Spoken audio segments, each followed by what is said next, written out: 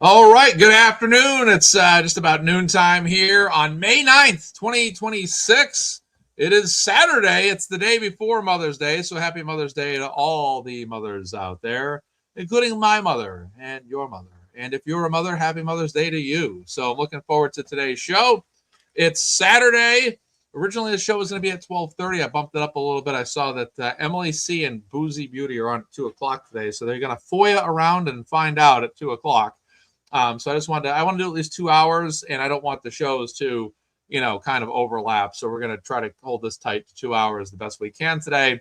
And we'll kind of keep it like that. That way we can kind of not overlap one another, and everybody that wants to watch both shows can watch both shows uninterrupted. Emily C., speaking of which, is here 2 p.m. on her channel today, again with Boozy Beauty. They're going to FOIA around and find out as they have some information to go over. So it should be a great show. And again, we bumped up today's show just to kind of, allow myself to get 2 hours so I don't overlap and cut in. They don't cut into me. I don't cut into them. I don't mess with them. They don't mess with me. Everything's fine. Everything's okay. All right, so we're good. Thank you, Emily, for coming to the show. I appreciate it. Yes, that should be a great show today. I'm looking forward to what you guys have in store. That's going to be awesome. Two great women as well that are big Karen Reed supporters, Kelsey supporters, Turtleboy supporters. Fantastic. Sarah B. Creative, the shout out to Emily. The best of the best, she says. Good afternoon, New Hampshire woman. We started the show at 11:59, so this is now a morning afternoon show officially. 1 minute of the morning, the last minute of the morning. Law Girls Not Attorneys. Follow them on YouTube and on Twitter. They do a lot of content, a lot of shows, a lot of on-scene court coverage as well for Karen, Turtleboy, Kelsey Fitz Simmons. Superstition Man, good afternoon. Devitt, a good afternoon. Hope you're all doing well today. And Sarah B. Creative says, yes, the happiest Mother's Day to all. I already have my Mother's Day card all picked out. I got it yesterday. And actually, believe it or not, it only took me 2 seconds to find it. I looked at the card and I'm like, yes, this is the card right here. This is perfect. Usually, when it comes to picking birthday cards or Father's Day cards or Mother's Day cards or Christmas cards, I vary it. It depends. Sometimes it might take me 10 minutes. Sometimes it might take me like a minute. Yesterday, it was the second card I looked at. I'm like, perfect. I'm like, this is the card right here. I have to laugh. I have to feel like when I look at a card, I have to say, yes, this card works for me. I like it. This is funny, or this is a good card. I like the message here. So we got people from Montana today tuning in. Grizz Girl all the way from Montana. Mountain region, and we got friends from the west coast of Canada, Vancouver, home of the Vancouver Canucks. We have common sense investigators in the house. She says Mazza, as well as hi everyone. And cards can be hit or miss. It just depends. There was one time I was trying to find cards. I just left the store. I said, this store is not working for me. I don't like the selection. I went to another store, ended up finding the card. It can be hit or miss sometimes. So yeah. And then the worst part is when you find 3 cards, you're kind of like, well, none of these cards are great, but they're all good. They're all good enough, in fact, but I can't pick which one among the 3. So you have to kind of sometimes figure it out. It can be a process. It's never easy, and that's the way it goes. So that's it's like Jim Carrey said in Man on the Moon, and that's the way it goes. So yes, Yorkshire, UK in the house. Our friends from the over the pond. Hope you guys are doing well over there. It must be 6 hours ahead of time, so it's 6 p.m. Roughly in your neighborhood, or 5 p.m. perhaps. So yeah, we got a triple header today. 3 topics in one. I'm moving the Stefon Diggs segment to segment 3. Originally, that was going to be segment 2. I want to push that back to segment 3. So it's going to go Kelsey Fitzsimmons, Turtleboy Karen Reed, then Stefon Diggs is going to go last. I want to stay more within the realm of our, the Karen, Turtleboy, Kelsey community is all kind of more circulated in it to a degree. So it's 5 p.m. in the UK. Okay, perfect. That's because of our clock change. That's right. Alice in Wonderland's here. She says, hi, everyone. Check out this official Mother's Day fundraiser. This weekend, you're invited to donate to Kelsey's GiveSendGo in honor of a mom or special someone. Kelsey, support Kelsey, and make a donation or dedication. Now, the links are in the chat. So we have a couple different links in the description. So all links, all GiveSendGos are in the description. Now, we have Kelsey's GiveSendGo. We have the Facebook group link. We have Kelsey's Amazon wish list. We have Caidyn's library where you can buy books for Caidyn. We have Kelsey's official website. We have Kelsey's Substack. We have Kelsey's Giftful wish list. We have the Karen Reed Civil Defense and Accountability Fund. We have the Turtleboy Defense and Free Speech Fund. We also have the Adam Deitch DA for Norfolk County donation link as well. That's the candidate that I'm endorsing. Political parties, no matter, for Norfolk County. So those are all those links are in the description. Go there, make a donation as you wish. Obviously, with Mother's Day, it would be great to make a donation to Kelsey Fitz Simmons if you are able. And what I'll do is I'll put the widget up at the top of the screen there. So it's gone, and now it's there. And now it's gone, and now it's there. And now it's gone, but now it's back. Okay, great. So that widget's right there throughout the show. Make a donation to Kelsey for Mother's Day. And if you guys are able to do, any amount, that's perfect. We got Angie M., one of the chat rats, I believe, or Rat House folks. Good morning. It's 10:04 here in Idaho, a potato land. Excellent. Yes, lots of ways to support. I always prefer to give the GiveSendGo. That's my way of giving. I think that's the only way I've ever donated to Kelsey's for the GiveSendGo. Yeah, I usually just do the GiveSendGo, but I always recommend Amazon Giftful, a Giftful list as well. Everything's good. It all goes to Kelsey in one way, shape, or form, and it's been fantastic. So it's Saturday. I'm excited. I got 2 hours on the clock, and I'm cutting off at 2 o'clock today for Emily and Boozy Beauty. And I got things to do today, but I have a nice afternoon where I can kind of casually start off my Saturday, where I sleep in, have breakfast, content create, and then just do other things with my day after a certain time. So I'm excited to be back. It's been a while. So the next show I'm going to do is going to be Tuesday night at 6:30. Yes, Tuesday night at 6:30. I'm going to be live streaming the North Andover town meeting. There should be information discussed about the chief of police, Charles Gray, that night. We're going to be covering that whole entire thing. A lot of it may be firefighter department stuff, boring stuff we don't care about. We're going to be streaming the whole thing. Just for, even if it's like a 3-hour stream and we're just looking for 20 minutes of content, we're literally going to stream 3 hours just to see if there's 20 minutes of relevant information. That's how crazy this is going to be. So I think what we'll do is we'll roast marshmallows on the fire, make some s'mores, sing Kumbaya, just do other things. Just fun stuff. I'm being a total BS artist right now. But yes, we'll tune in for that. We're going to be monitoring the town meeting all night long from 6:30 on. Chief Gray area, Chief Disgrace, I like to call him. Chief Disgrace. And that's it. So Tuesday night, 6:30, MazzaMedia. That show link is already available. So we got that coverage ready to go Tuesday night if and when anything happens. Now, important question is seltzer water of the day is pink apple and lemon. That is the can of the day. There's also a backup seltzer water as well. That is going to be a lemon flavored in a 1 liter bottle here, just in case an emergency breaks out in the next 2 hours. I happen to drink all my water. I risk dehydration. As always, the seltzer water is served in a red Solo cup, a la the Canton, Massachusetts State Police investigation of 34 Fairview Road.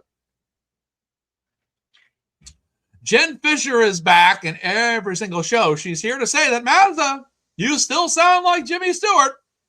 I really don't know who Jimmy Stewart is without looking it up. I think that might be the guy from that Christmas movie, but I'm not sure. Maybe the guy from all the Alfred Hitchcock movies.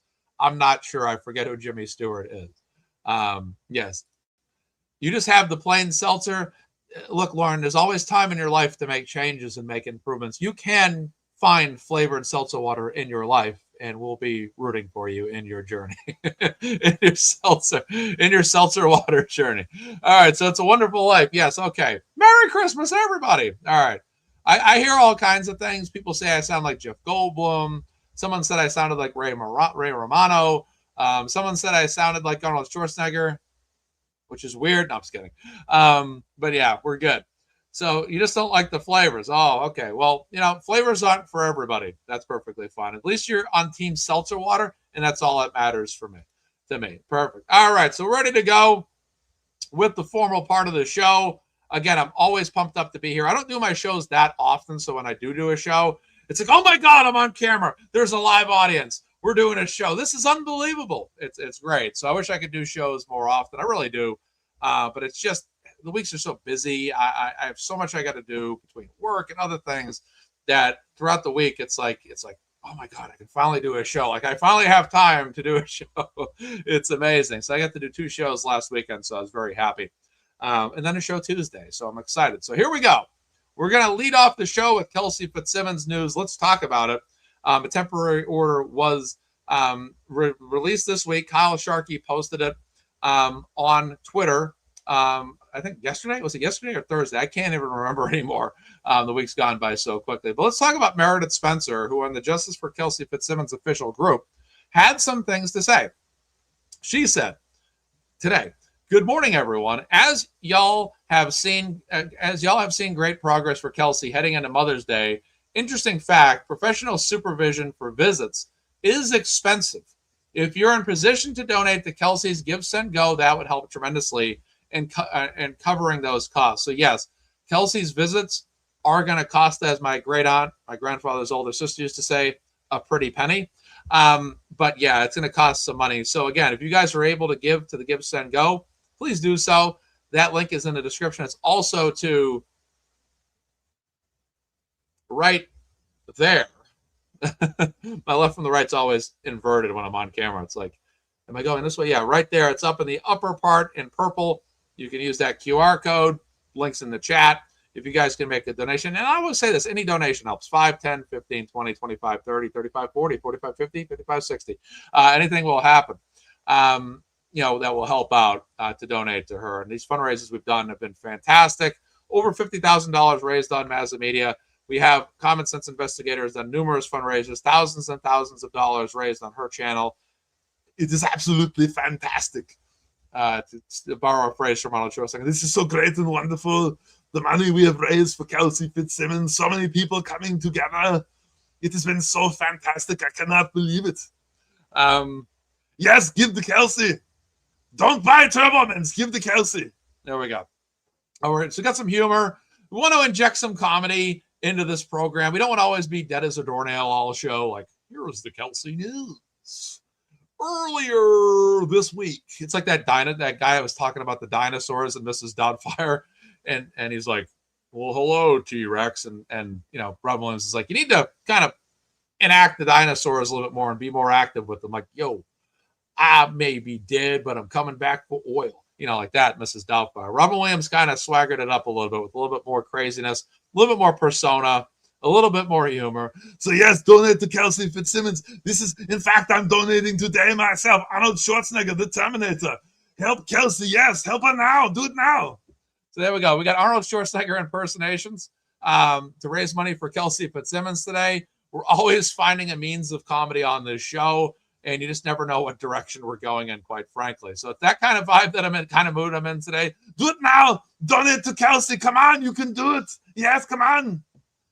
All right, so Meredith continues. Additionally, there are items on her wish list to help set up a safe and happy home for her and Caidyn, and books on Caidyn's library wish list too. Now, just to step back from that a moment, again, those links are in the description of this video. The Amazon wish list, Caidyn's library, those are all in the description of the video. See featured posts for links in Meredith's article, she says. Now, she says, there's been a lot of discussion about whether the page, this is the Kelsey Fitzsimmons Justice page on Facebook, should be archived or deleted. I personally disagree with that suggestion because I know people were suggesting that. It should be archived. It should be deleted. I disagree fully. That's just my opinion. I think that that page should continue. I think that there should always be a collective way to bring supporters of someone together, to raise awareness, raise money. And at the end of the day, this GiveSendGo is not solely a defense fund. It is to raise money for Kelsey for multiple means. Defense, yes. Civil court, yes. Family court, yes. Health-wise, yes. even for just her financial needs, yes. And I absolutely think the page should continue. The Kelsey story is not over yet.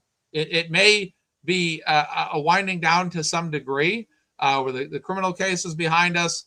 The family court matters are sorting themselves out, but I don't feel like this is something that should be shut down. I know I did read that suggestion from somebody myself, and they're like, yeah, just archive it, shut it down. And, with the Karen, look what happened with the Karen Reed case. I think they had shut down that page. I don't remember, but eventually they had to get funds going for her again. So you just never know when fundraisers are going to be needed. You want to have that collective. I don't know if that Karen Reed page still exists. I don't know, but I don't know if it was brought back. I just don't know anymore, but I think it's nice to have a collective area where we can all come together, get inside news, the latest news, see what's going on, because you just don't know what's going to happen. We don't know when we're going to need to raise more money for Kelsey at a significant level. I was going to do a fundraiser for Kelsey this weekend, but I had forgot it was Mother's Day. So I think probably next Saturday or Sunday, there's going to be another one. So we're going to see. We're going to end up seeing if we do another one soon. I just think that there's still a need to raise money for her. As you know, visitations cost money. I think people ultimately want to support her. And, it's really up to people to donate if they want to donate. If people want to donate, they can. If they don't, they do not. That's the way I look at it. So, so she says, Meredith continues here, Meredith Spencer, there's been a lot of discussion about whether the page should be archived or deleted. I feel strongly that the page can continue while respecting Kelsey's wishes for privacy and the court's expectations if we all cooperate. Right. So that's right. Kelsey wants privacy. We're going to respect that.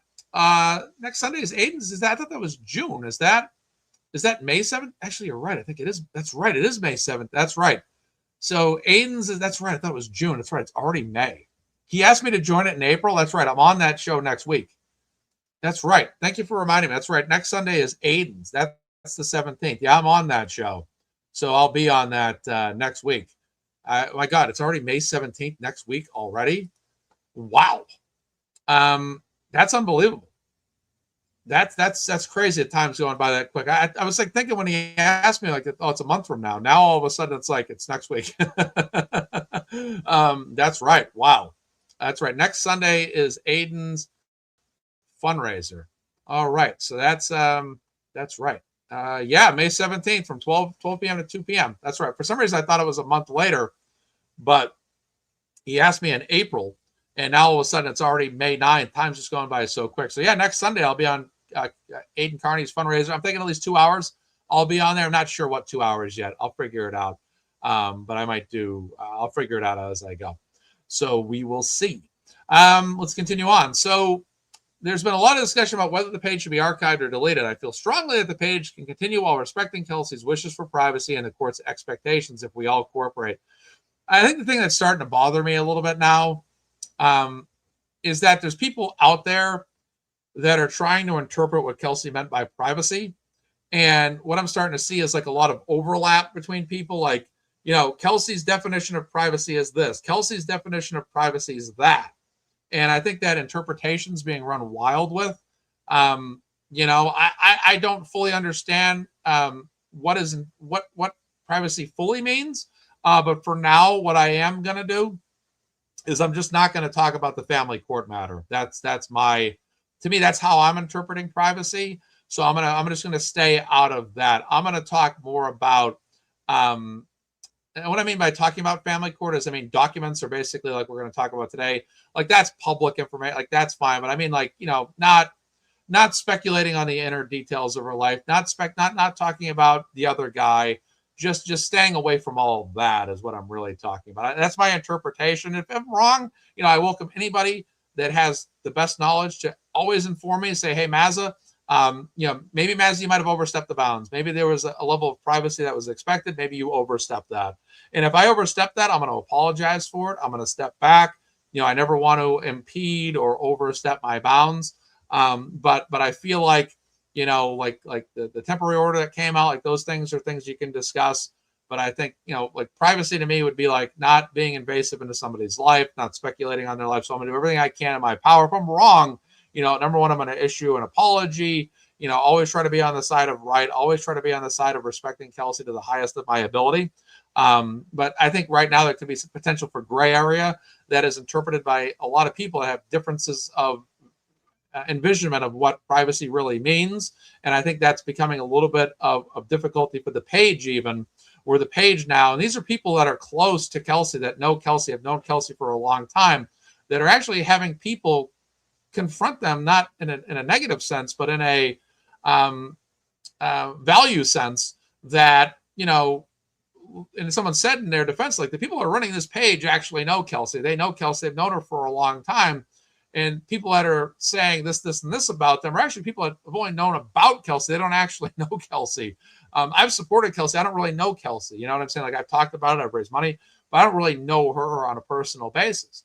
But there's people out there that are like new to it, and they're like, you shouldn't be posting this. And it's like, Meredith Spencer's been like her friend for like the longest time, and now she's being approached by someone on the internet not to talk about it. So I just don't want to see tensions start to rise.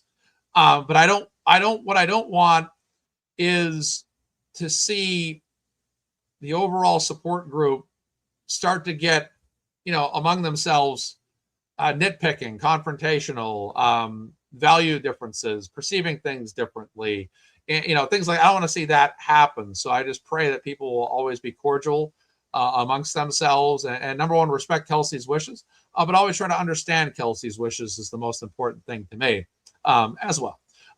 So I'll do the best I can. I can't always, one of the toughest things about being a content creator is that you're in an ever-changing world.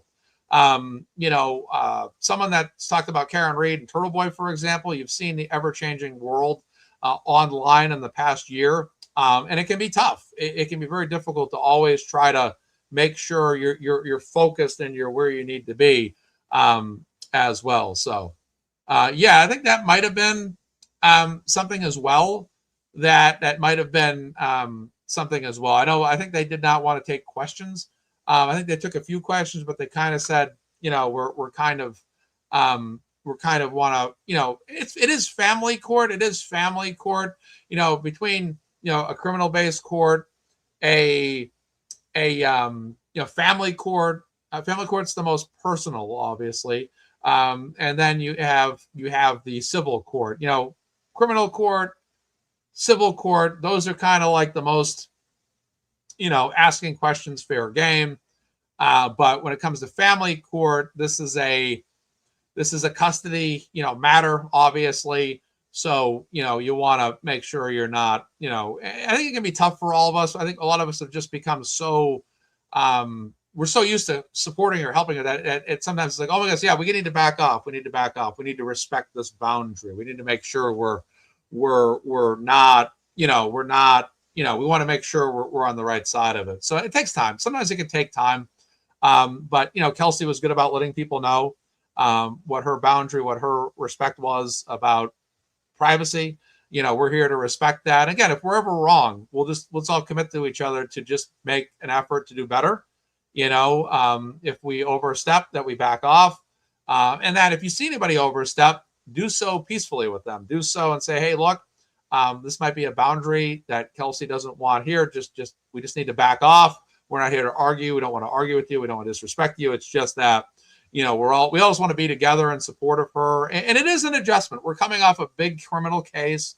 We're all hyped up to see Kelsey get her kid back or get joint custody. We're all hyped, and it can be tough to kind of, it's like coming off a highway when you've driven 100 miles or 80 miles an hour. Now you're on a road that's 35. It can take a few minutes to adjust to the speed again. So that happens.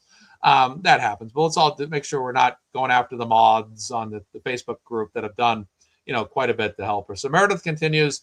We can do this if we all cooperate. Support comes in many forms. This group allows us to continue to raise funds to help Kelsey with legal and medical expenses and to help her build a beautiful and safe home for Caidyn. We can use it to share information and hold North Andover accountable and help Audrey Elliott, as Audrey Elliott is engaged in her community. It will also be available for future updates as any civil suits progress. So Meredith's doing a great job looking ahead here. Civil suits are coming. Family court is a different animal, and the information being shared during this time period won't be as detailed or frequent as it was a highly public criminal case. So the page may be quieter for a bit. That's okay. We are all still here to support Kelsey, and support comes in many forms. On behalf of those who have known and loved Kelsey, thank you for seeing the Kelsey we all know and love, and for believing in her. We could not have done this without you. Have a great weekend and a happy Mother's Day to all those who celebrate. So that was Meredith Spencer's message to the group on Facebook that came out this morning.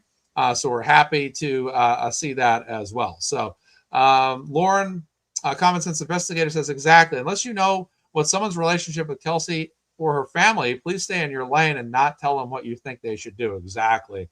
And Sarah B. Creative says, facts, Lauren, facts. And you can't please everybody, Andrea says. Rocking the Alabama hat. Love it. Roll Tide. Roll Tide. It's one of my favorite teams in college.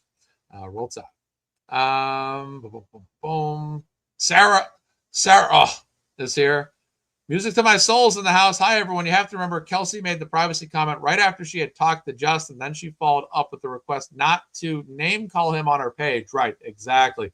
That was something that came up on her Facebook page, I think this past week, just keeping the name calling down. At this point, they want to just isolate the situation in terms of what they need to do in family court, it appears. And we want to kind of get the narrative dropped off a little bit.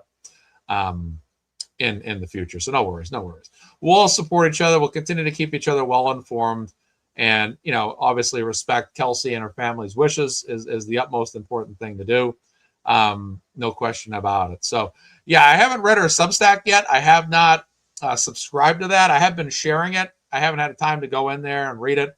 There's almost a part of me that doesn't want to read it, but just because I just feel like, I don't know. It's just very personal information, but I think I'm probably going to read it at some point just to take a look. But she's been through a lot, and we're happy that she's starting to see, every month now since she's been released out of custody has been like a step up, a step up, a step up. She's been progressing every month. She's just another rank higher back towards getting her life as close back to normal as possible. And getting her life back to normal that's a very difficult feat, considering what she's been through. What really? Well, thank you so much. I appreciate that. That sounds good to me. Wow. Thank you so much, Emily C. Appreciate that. I don't drink either. I don't drink alcohol. I got alcohol for Christmas. I still haven't drinking it yet. So yeah, those are some thoughts about Meredith Spencer and what's going on in the Facebook group. And let's talk about the probate. We're going to talk about family and probate court. We are going to talk about information that's publicly available. We're going to talk about information that has been shared online, talked about on other shows as well. I think this is information we can certainly cover. So we're going to talk about this. Commonwealth of Massachusetts, the trial court, probate and family court. This is some information, a temporary order that came out, Justin versus Kelsey. The parties appeared before the court on cross motions for further temporary orders and a motion to appoint a Category E guardian and litem. Both parties were present and represented by counsel. The parties are the biological parents of one minor child. As we know, they were never married. Let's get to the points that are more newer. Abuse prevention. The mother had supervised visit with the minor child on April 25th at counsel for the father's office. Prior to that, the mother has had parenting time since the father obtained custody, due in part to prior criminal matters and a period of incarceration. The court has reviewed the pleadings, affidavits, and representations of counsel. The court makes the following findings for purposes of these temporary orders. The parties cohabitated beginning in or about 2023 and jointly cared for the child following the child's birth. The mother was the child's primary caregiver during a maternity leave period for approximately 4 months. The parties historically demonstrated an ability to co-parent, including agreement on pediatric care and medical decision-making. The mother experienced postpartum depression following the child's birth and sought treatment, including care, at Lawrence General Hospital. The mother represents in the court credits that she is currently engaged in an ongoing mental health counseling and is compliant with prescribed medication. The court finds the mother credible in her representation that she is actively addressing her mental health issues. The father raises serious concerns regarding the mother's prior mental health history, including allegations of self-harm, erratic behavior, and past hospitalizations. The court acknowledges the father's concerns as genuine and rooted in his perception of events. However, the court notes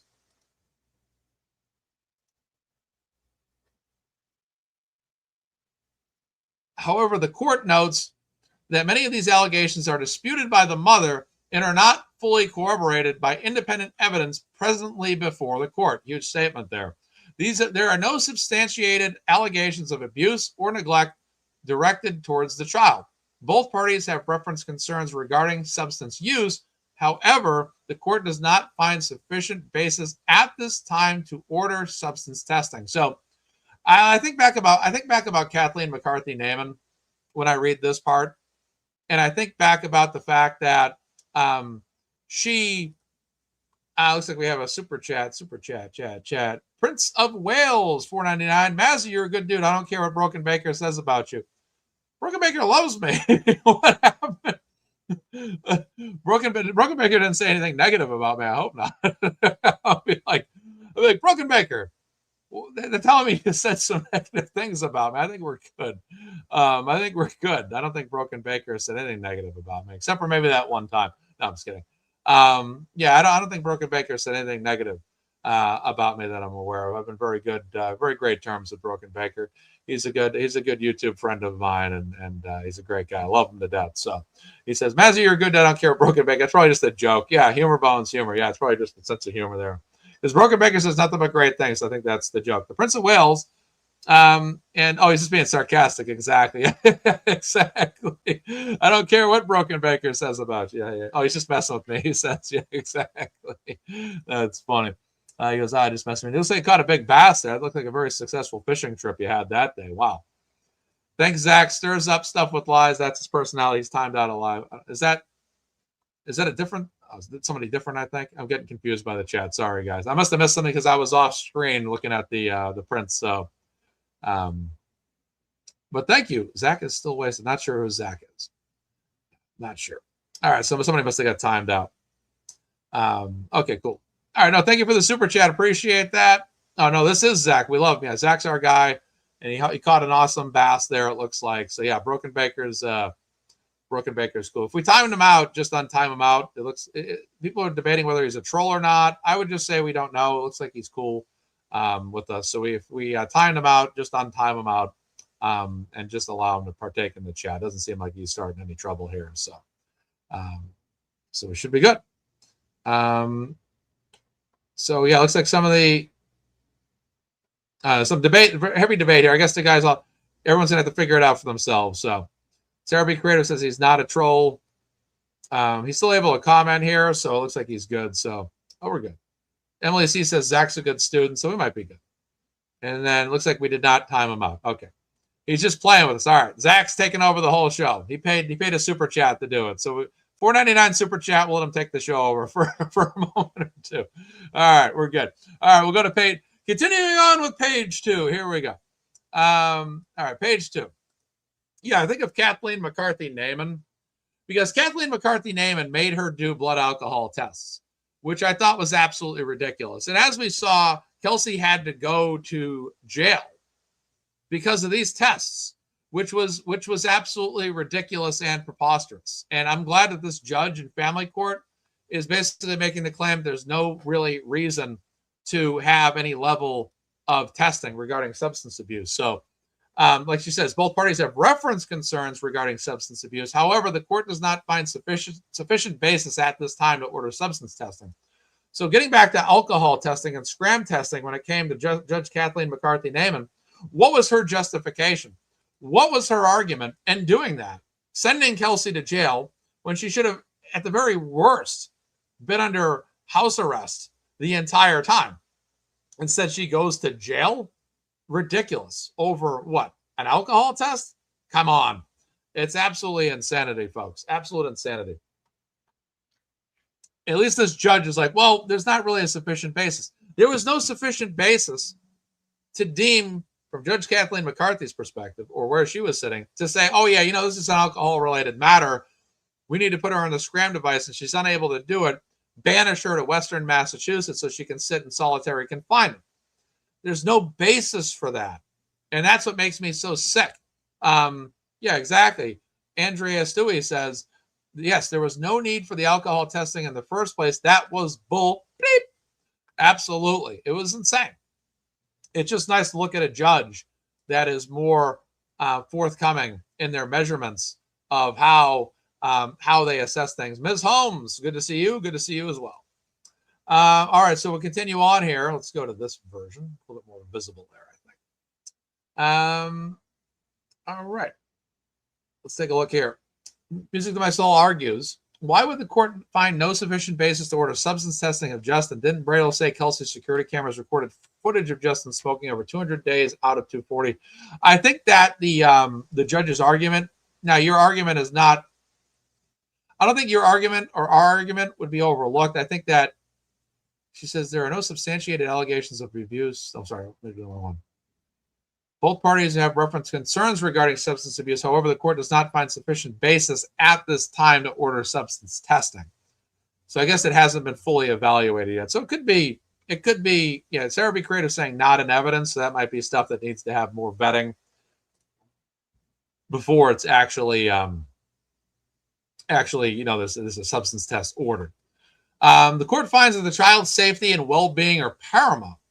The court further finds that it is in the child's best interest to begin structured and gradual process of reunification with the mother, given the absence of parenting time during a critical development period. So that's a fantastic order right there. That's fantastic.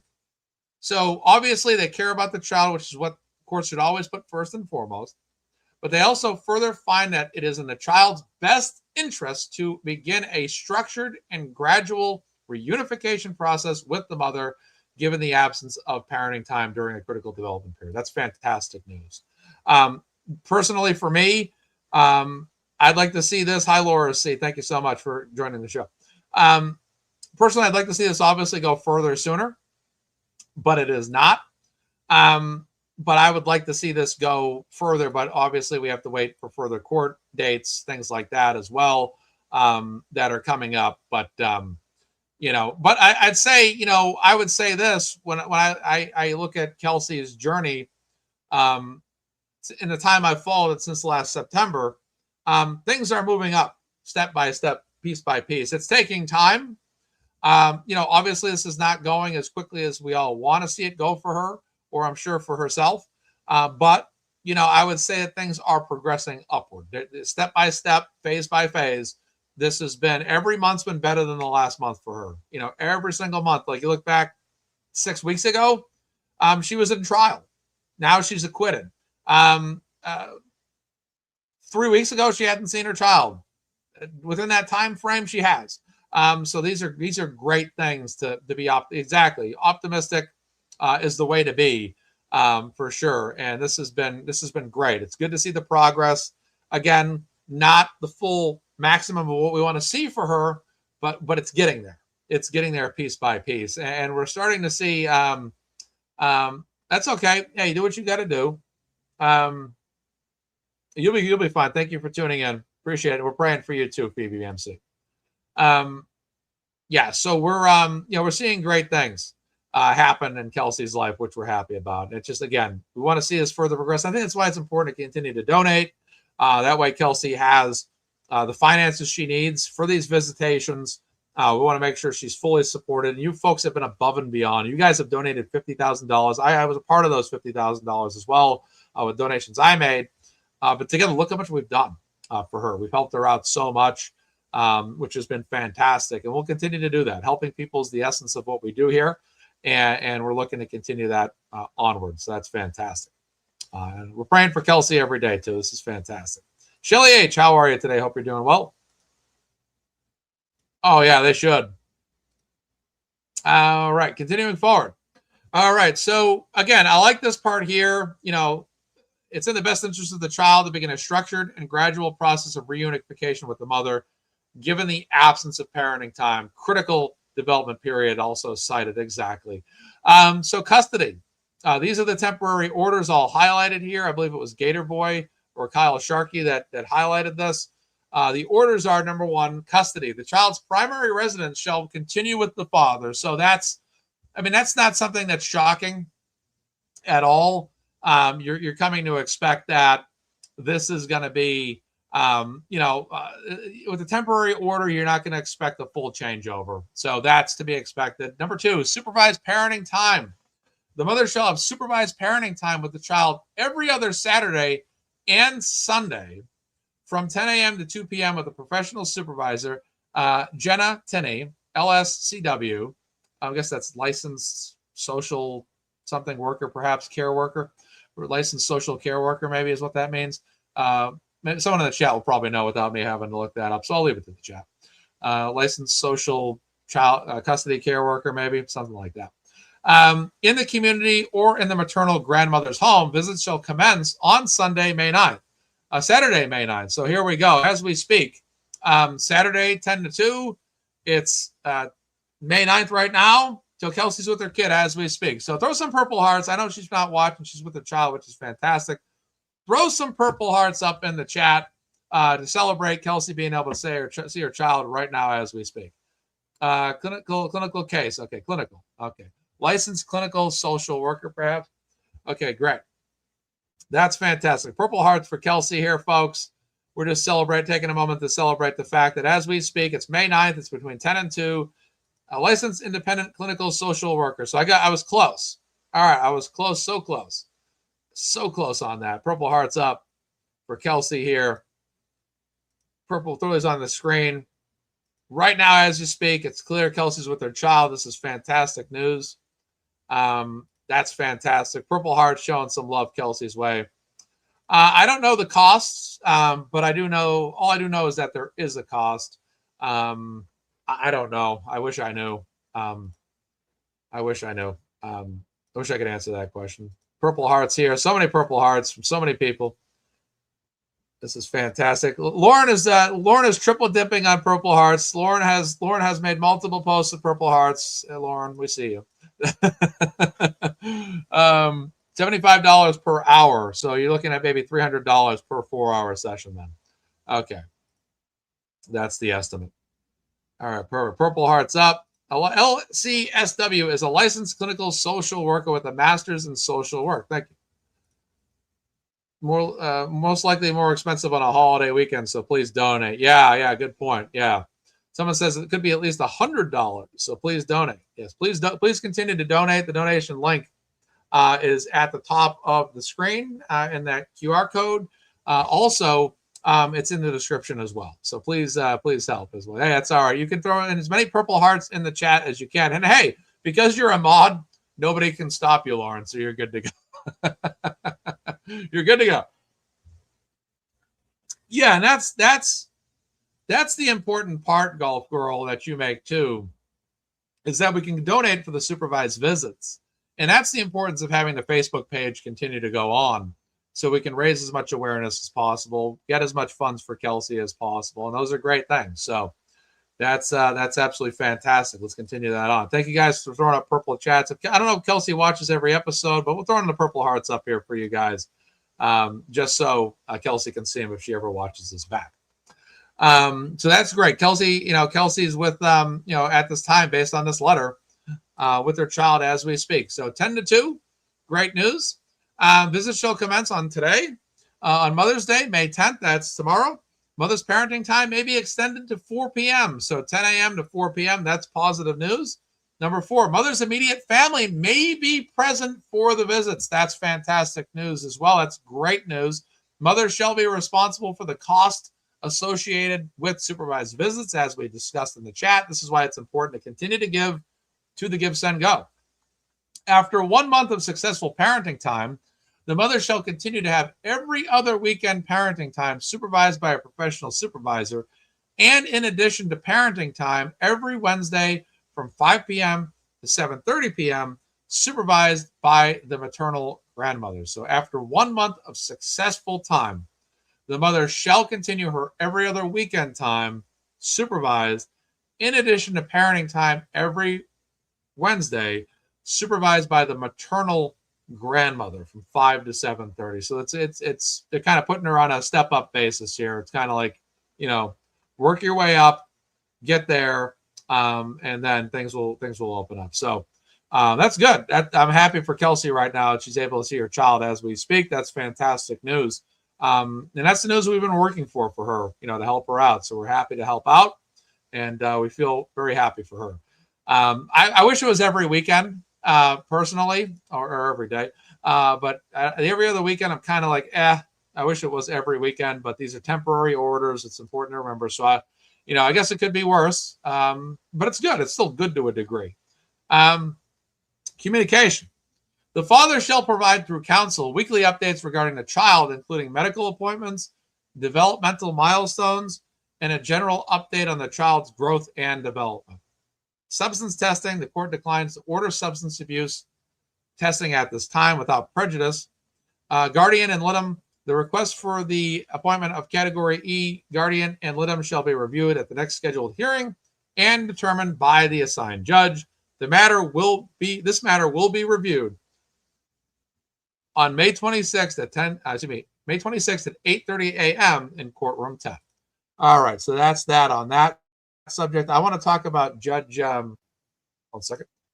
I just accidentally turned on one of my videos that I have on one of my open tabs. All of a sudden, I started hearing the court's now in session for O'Keefe versus Reed.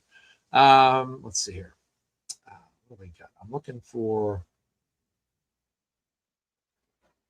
Stand by, ladies and gentlemen. Stand by. Here we go. Carol, yes, here we go. All right, let's zoom in here. Perfect. All right, how's a little bit more? Perfect, that's even better. And okay, let me zoom out because I hit the wrong button. Technical difficulties, ladies and gentlemen. Technical difficulties. Let's go to 150 Zoom. That works for me. Thank you all for tuning in today. Please be sure to like and subscribe. Here we go. All right, so. All right, this should be sharing on your screen now. Let me go to this view. Do we like that? Maybe I'll go to here. Nah, I'll go here. All right, I'll just leave the part I'm reading at the upper part. Okay, so Carol Erskine, who's a retired judge, had the following to say about all of this. So she said, this is a great day for Kelsey and a blow to Justin's case. Enjoy Mother's Day, Kelsey and grandmother. Well, I know many wanted the immediate return of custody to Kelsey. It just doesn't work that way. There has to be a trial on all the issues if they do not settle. But for the first time since this case began, Justin is not in control. Litigants can write whatever they want in a filing with the court. It doesn't mean it's true. Here's my take on why the decision is strongly in Kelsey's favor. She writes, actually, you know what? I'm going to get some water. Water break. All right. So she says, this is why it's in Kelsey's favor. The father sought highly restricted contact and effectively attempted to maintain sole control over the child, but the court instead ordered an immediate and fairly rapid reunification plan with expanding parenting time for the mother. So that's huge. That's absolutely huge. I love that. That's absolutely fantastic, to say the least. To just see, I know that would be an awesome show. Lori Moen and Judge Erskine are talking about starting a show together, and I think we all need to pressure them into making it happen because it would be amazing. I agree. They've been to quote Arnold Schwarzenegger, it has been absolutely fantastic. All the tweeting, the expert opinions, the analysis, it's been fantastic. A lot of more Arnold Schwarzenegger impersonations. Yeah, the Carol's amazing. And obviously Lori Moen, I don't need to say anything positive about her. You guys know she's amazing. She's been absolutely awesome. Been a part of a guest on my show frequently. Love the woman to death, and they'd make a great duo. Yes. So we got expanded parenting time. So next up, the judge explicitly found reunification with Kelsey to be in the child's best interests, especially given the lack of contact during a critical development period. The court recognized here that Justin kept her son from her. That's huge. That's huge. Given what's gone on, given what's been said, given what Kelsey's gone through, yes, to quote Arnold Schwarzenegger, yes, this has been, something that, it just tells me that the court, the judge, is seeing what's going on to some degree and knows and understands inherently that Kelsey deserves more favor in these rulings. I still think I understand it's favoring Kelsey, but I still think more could have been done. Carol's a judge. She knows more than I do. I'm not going to debate her, obviously, because why would I debate a judge who is literally a judge? Wouldn't make much sense. Who are you? I'm MazzaMedia. Are you a lawyer? No. Have you been to law school? No. Are you an attorney? No. Are you a judge? No. Well, I'm a judge. Okay. Unless it's Judge Kearney, then I'll debate her. All right. The court credited Kelsey's testimony that she is engaged in counseling, compliant with the medication, and actively addressing her mental health issues. That's the right standard, not her past. Right. So that's good. They're looking at her proactively, actively, not looking at her past, not focused on he said, she said, not focused on testimony from some lady that argues with Tim Bradle while she's on the stand, who wants to tell you bad things about Kelsey. They're just looking at Kelsey now. That's all they're basing it on. That's it. That is great news. The court did not grant the father's request for access to Kelsey's medical health record by not even considering it. Right. I don't think that Kelsey's mental health record should ever be granted to anybody. That is correct. Someone's mental health is their own personal business and is not the business of anybody else. I think I absolutely agree that the court did not grant that. That was the right decision. That does not need to be obtained or used against her in any way, shape, or form. The father's allegations regarding erratic behavior and mental health concerns were not adopted by the court. That's very big. Great point by Judge Carroll here. The judge specifically noted many allegations were disputed and not fully corroborated by independent evidence. Exactly. There's just nothing to suggest this. It's all people saying this. I mean, it could be a whole group of people just saying, Kelsey's bad. Okay. She's bad. She did this and Kelsey did that.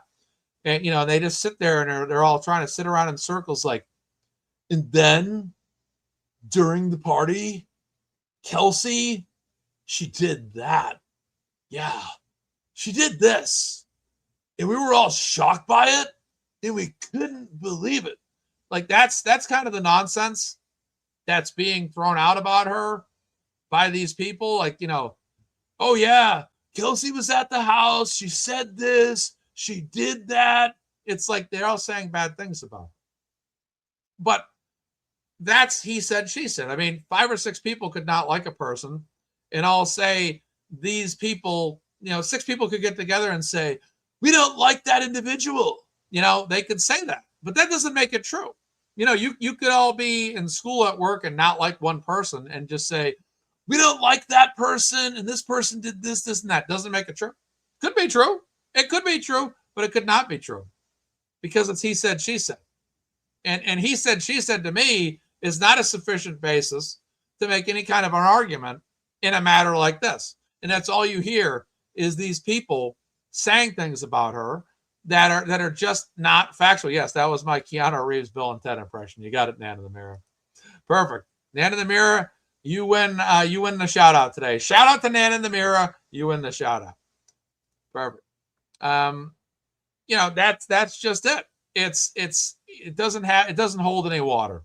And that's what has made me sick about these people and what they've had to say about Kelsey, quite frankly. And all of them were huddled together over a house when she was supposed to meet Justin at a park. Here we go. Great post here. As soon as Andrea posted, I read the first couple words. I'm like, this is going on the screen.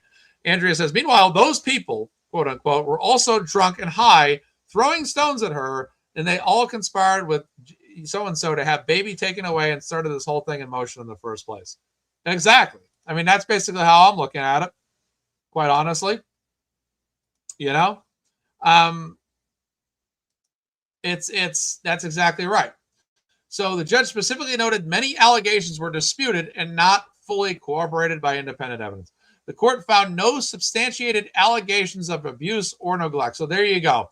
One of the things that was discussed, I think at some point, I've heard this on Melanie Little, was that the child had rolled off, the baby had rolled off the bed. But according to, me obviously having no experience in being a mother, or father, I'm being a smart ass, sorry. It apparently this happens. Apparently, from what I'm to understand, this happens. The baby can roll off a bed from time to time. It happens.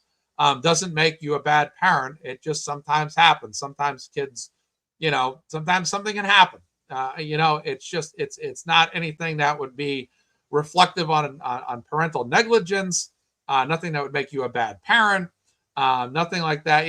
Lauren says things like that just happen. They do. I'm sure if you ask, any mother, I'm sure if you take 10 mothers and you sit them in a room and they say, hey, can you tell us a couple of times where your infant child that was under 8 months accidentally fell or got hurt in a way that, just something you couldn't control, or maybe you just stepped away for a split second and in that split second, something happened. I'm sure most of those mothers probably say, yeah, of course. I mean, you can't control every movement of a toddler every 2 seconds or an infant every 2 seconds. It doesn't make me a bad mother. I think that would be, someone said my youngest did, he's 10 now and he's fine. Golf Girl says, yes, happened to me. Sarah B. Creative says she's 42 years old and it still happens to her. So you got that. So, what I'm saying? It's, PCB, Amy has a horrible story, a horrific story of my mom dropped my stroller down an escalator and she's the best mom ever. Okay, perfect. I'm glad you're okay. All right, perfect. But it happens. But that doesn't make you a bad mother. You know what I'm saying? Emily C says 7 months. Carter rolled for the first time off the bed at a hotel in Bermuda. Yeah, so it happens. It doesn't make Emily C, look, it happens to Emily C. Emily C is quite honestly one of the nicest, most wonderful people on the face of this earth. It happened to Emily C. And Emily C is probably as great of a mother as the earth has ever seen. And it happened to her. Doesn't make her a bad woman. Doesn't make her a bad mother. So if it happens to Emily C, that means that it's fair game. It can happen. If it can happen to Emily C, it can happen to any other mother. That's it. Doesn't make y'all bad mothers. All right. Many great mothers. Happy Mother's Day to Emily C and every other mother out there. All right, so we'll continue forward. The courts have found no substantiated allegations of abuse or neglect towards the child. All right, the father failed to obtain drug testing. The court found there was not a sufficient basis to order. That's kind of to our point earlier. I've already kind of elaborated. I'm going to move on. The father also failed to secure immediate appointment of a GAL. That request was deferred again. If they're not giving that, that's great. Although the father retained only temporary primary residence, the structure of the order strongly suggests a transition towards expanded involvement by Kelsey, including the potential for custody other than permanent marginalization. The automatic expansion of parenting time after one successful month reflects judicial confidence and continued reunification. I also think that's fantastic. In addition to that, I'd also like to add that after 1 month, they're going to expand to Wednesday, which I thought was huge as well. So I'm happy to see that. I'm happy to see that, and down the pike for Kelsey. This is great news. The father must now provide weekly medical and development updates, reinforcing the mother's ongoing parental role and access to the child's life, a blow to his attempt to control every aspect of the child's life and Kelsey's life. That's huge. That's one of the biggest points that's been made. Absolutely love that point by Judge Carroll. I think that, now Kelsey's entitled to information on this baby. What's going on with the baby? Was the baby sick this past week? Did the baby start, verbalizing this week? Anything. Just things that she needs to know now. She's not out in the dark anymore. She has more access to this child's day-to-day life, developmental updates, which are huge. And that's great. I think that's absolutely fantastic for her, and that's what we want to see. The order contains no finding that the mother is unfit or dangerous, and no indication the court accepted the father's broader narrative against her, wishing Kelsey a joyful time with her son. Absolutely fantastic. Let me get a drink of water after all that. All right, perfect. We got right to the 1 hour mark, and we got the Kelsey news covered. That's great. So we're done with the Kelsey news. Let's move on to Aidan, Kearney, and Karen Reed after the stretch break. Shoulders are a little sore from working out yesterday. Oh my goodness, 45 minutes on the bike will do it to you. All right, hour 2 is about to begin in 2 minutes.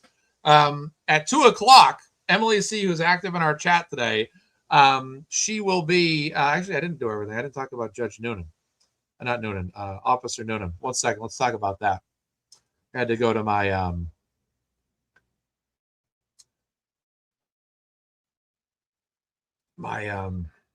other thing. Sorry about that. We're not done Kelsey News. Kelsey News will continue. All right, that's not bad.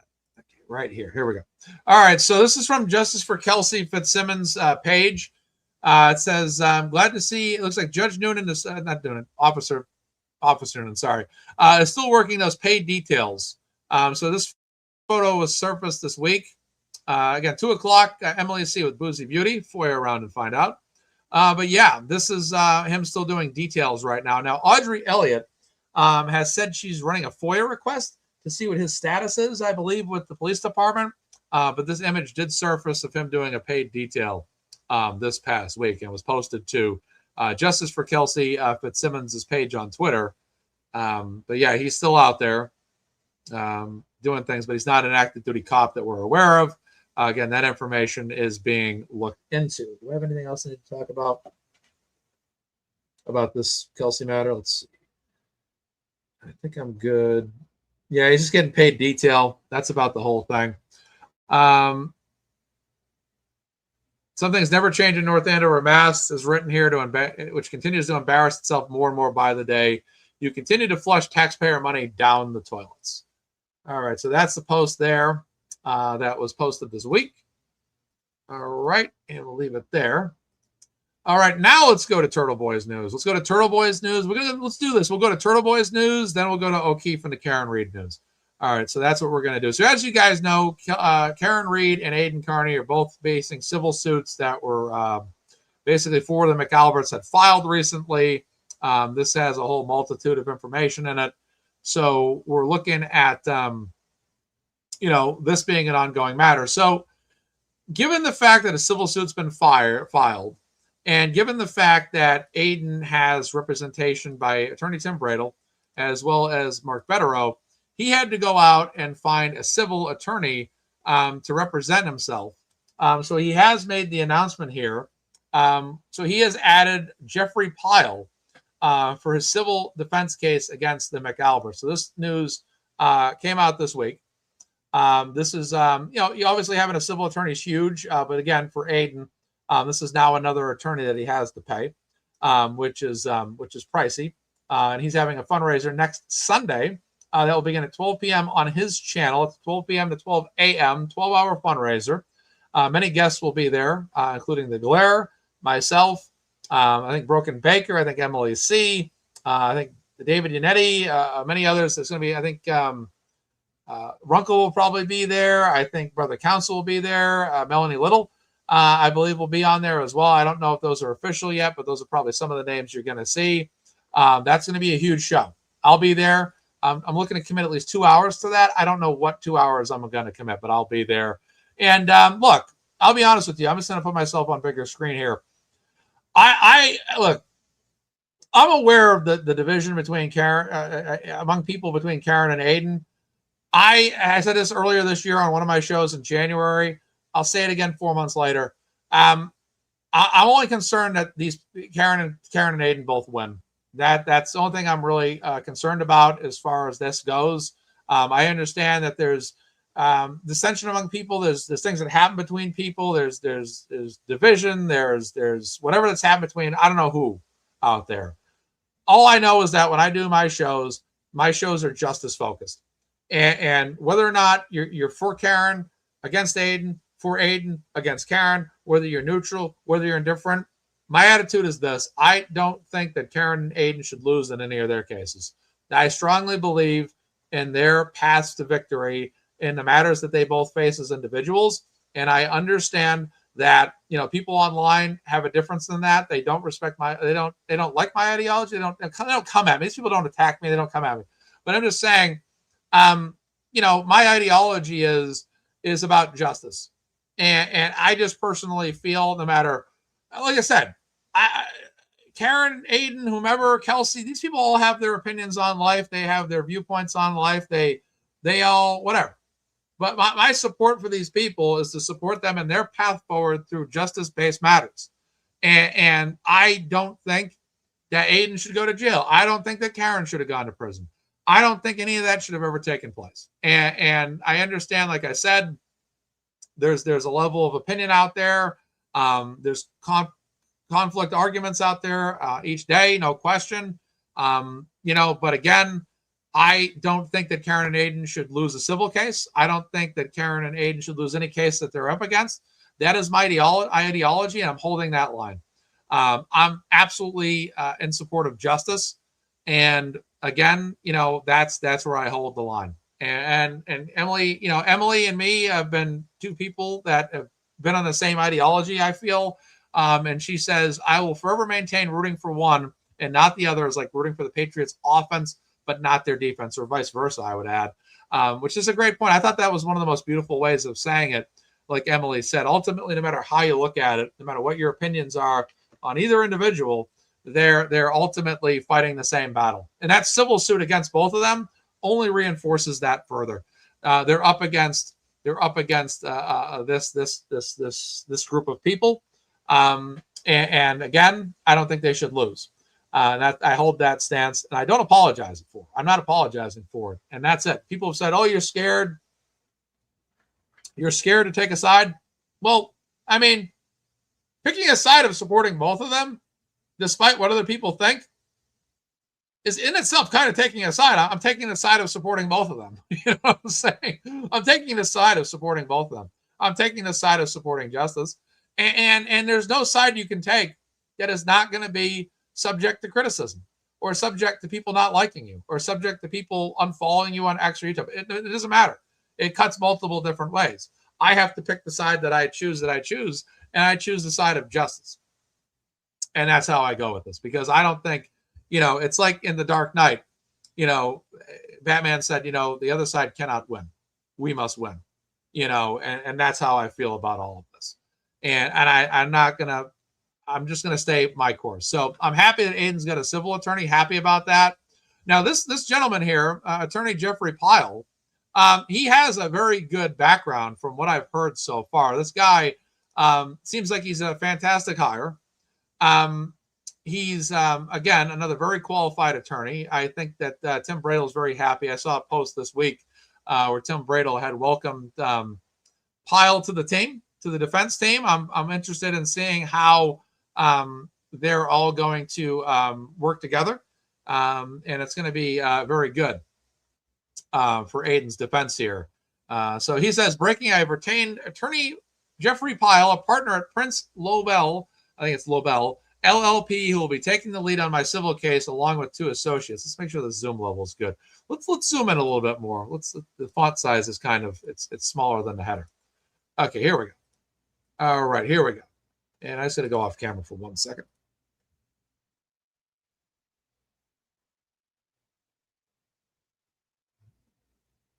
Okay, I'm back. Thank you guys for that hold. So he goes, I've retained him.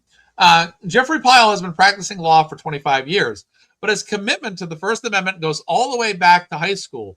When he was a high school senior in South Hadley, he wore a T-shirt to gym class that said, co-ed, naked band, do it to the rhythm. Quote, the school censored his T-shirt under a dress code banning demeaning and vulgar speech.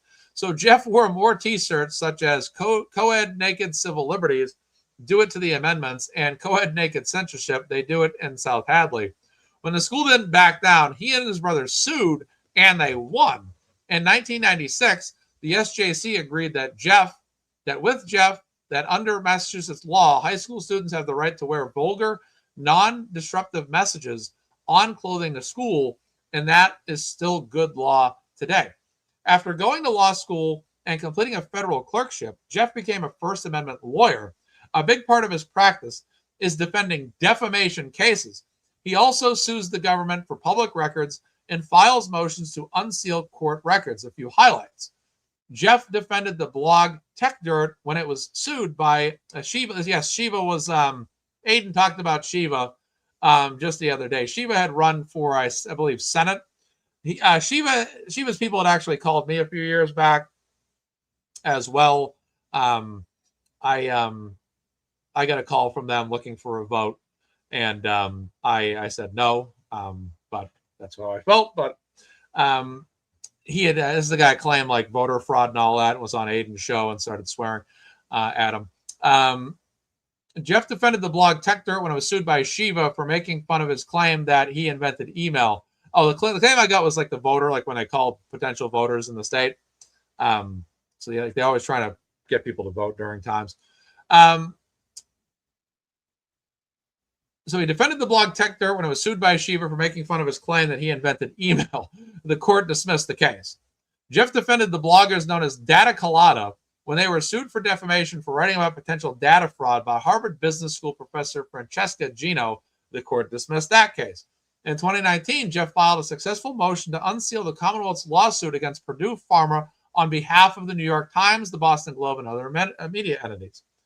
He successfully sued the city of Worcester for public records about police misconduct investigations on behalf of the Worcester Telegram and Gazette, resulting in the first ever punitive damages award against the city under the state public records law. So as you can see, this guy's been in the mix in some serious cases. And I'm interested, I'm not sure if Aidan goes on to explain, but it's interesting that he found this attorney with great credentials. Definitely seems to me like an attorney that has all the chops you need to be a great civil defense attorney. And I just think it's great that he's found an attorney that is going to have the ability to defend on a level that's going to be very significant. This is going to be a big civil case. There's no question there's a lot of moving parts here. He's going to need to be very well versed in it. But as you can see by his history, he's taken on, he's defended bloggers. He's defended, Blog Tech Dirt, the bloggers Data Colada, filed motions and lawsuits against other people. So again, suing the city of Worcester is huge. So this is a guy with great credentials. This was a good find. I don't know if Aidan had found him on his own searching or maybe through recommendations. Either way, it looks like a great hire to me. And I'm looking forward to seeing what they'll do in court. The civil suit will be very big. Jeff will be joined by my criminal defense attorneys, Tim Bradle and Mark Betterow, both of whom are very familiar with the facts of both my case and Karen Reed's. I look forward to vigorously defending all of our First Amendment rights in court. Karen Reed did not kill John O'Keefe. Other people did. And I don't think let's be honest here. There's no evidence to suggest that Karen Reed killed John O'Keefe. All of the facts suggest that Karen Reed did not kill John O'Keefe. The facts are that John O'Keefe was killed. And if the facts show that Karen Reed did not kill John O'Keefe, then inherently that must mean that other people did. Who did it is up and left to speculation. Some people have ideas of who they believe did it. There are many theories.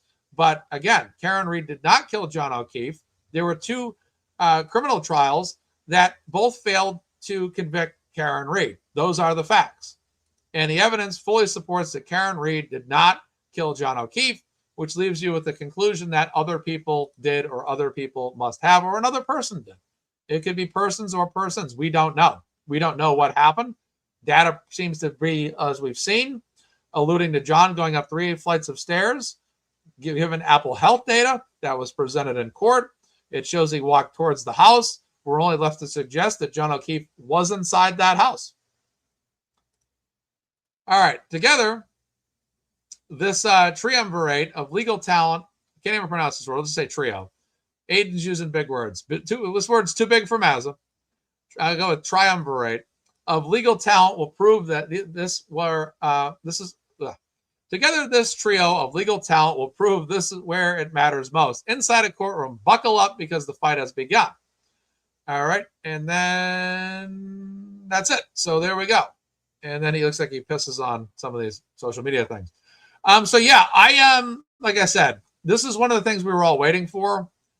Just to see when he was going to select a civil attorney. This was pretty quick, given how quickly that suit was recently filed. So it looks like he turned it around very quickly, got out there, found an attorney, someone that I feel like when I look at has strong qualifications, and I feel like can get this job done. Oh, I pronounced it perfectly. That's good. Triumvirate, so I pretty much got it right. That's good. Big words, so many big words. Yeah, so I'm looking forward to this trio. This will be very interesting. Hiring not only a civil attorney, but someone that specifies in First Amendment defense is perfect. Because again, this guy at a high school level, which Aidan writes about in his blog from the very beginning of the blog, is that, look, this guy is a First Amendment attorney. This is a guy that when he was in high school sued his own school. This guy is passionate about the First Amendment. He's the kind of guy that wakes up every single day. He gets up, he makes a pot of coffee. He has at least 2 cups of coffee. He has his breakfast. He walks out the door and he's looking for a First Amendment fight. That's fantastic. That's exactly what you want. So I think this is a great hire. I really do. I think this guy will have exactly what you want in terms of motivation. I'm interested to know, does this attorney have any prior knowledge of the Karen Read case besides maybe a surface level understanding?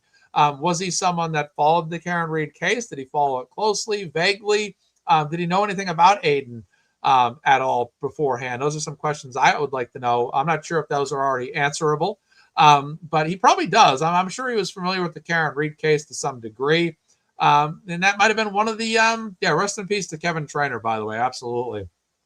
A state police officer was killed. It's a very big tragedy here in our state. And Kelsey Fitzsimmons had spoken about him as well, and said, some great things. Yeah, Sarah B. Creative says, so rest in peace, Kevin Trainer, and prayers to his family. How could he not exactly? What I just mean, though, Sarah, is just like, did he have like a base level knowledge, a kind of intermediate level, or did he follow it kind of like as intensely as we all did? And the same thing with Aidan. Did he follow it at a base level, intermediate level, or maybe more of a higher level? But these attorneys are very smart people. Once they're hired for a case, whatever information they don't know, they can be brought up to speed very quickly on. I'd imagine, like Aidan says in his article, Betterow, both of whom, he says, Betterow and Brando are both obviously very familiar with my case and Karen. So he'll be brought up to speed very quickly. Again, he might already have a lot more knowledge than anybody knows. I mean, he might have followed both of these cases. He might be the kind of attorney that keeps his eye on First Amendment cases throughout the whole thing. And, might have been like, look, this is crazy what's happening in our state. So this guy sounds to me like an absolute shoo-in attorney for this case. So I'm very excited. This is going to be, again, an interesting civil case. And Aidan's still facing a lot of charges most of us don't agree with. There's some people that actually agree with the charges. They tend to be anti-Turtleboy people. But again, this is it's going to be some interesting cases here to come. That much is for sure. So we'll see how this progresses. But again, for now, this is a great step for Aidan. He's located his civil attorney. That attorney's been, retained. Now they can kind of progress forward now and see what they can do in terms of taking steps to take on the civil case, because it's going to be a doozy. It's going to be a doozy of a case, that's for sure. And there's going to be a lot of subject matter. I mean, obviously, there's going to be a lot of talk between Karen and Aidan. All the Karen and Aidan, and they corroborated and all this stuff. And even the other story Aidan was talking about just the other day, I guess a lady named Kylie from California was an article he wrote about yesterday. This was someone that accused of Aidan being like a paid hired writer. It's just interesting. It's just interesting to me. But how people always think, oh, you paid. I mean, there was speculation. I mean, there was speculation that MazzaMedia, other entities, that all the content creators were paid off by Karen's team.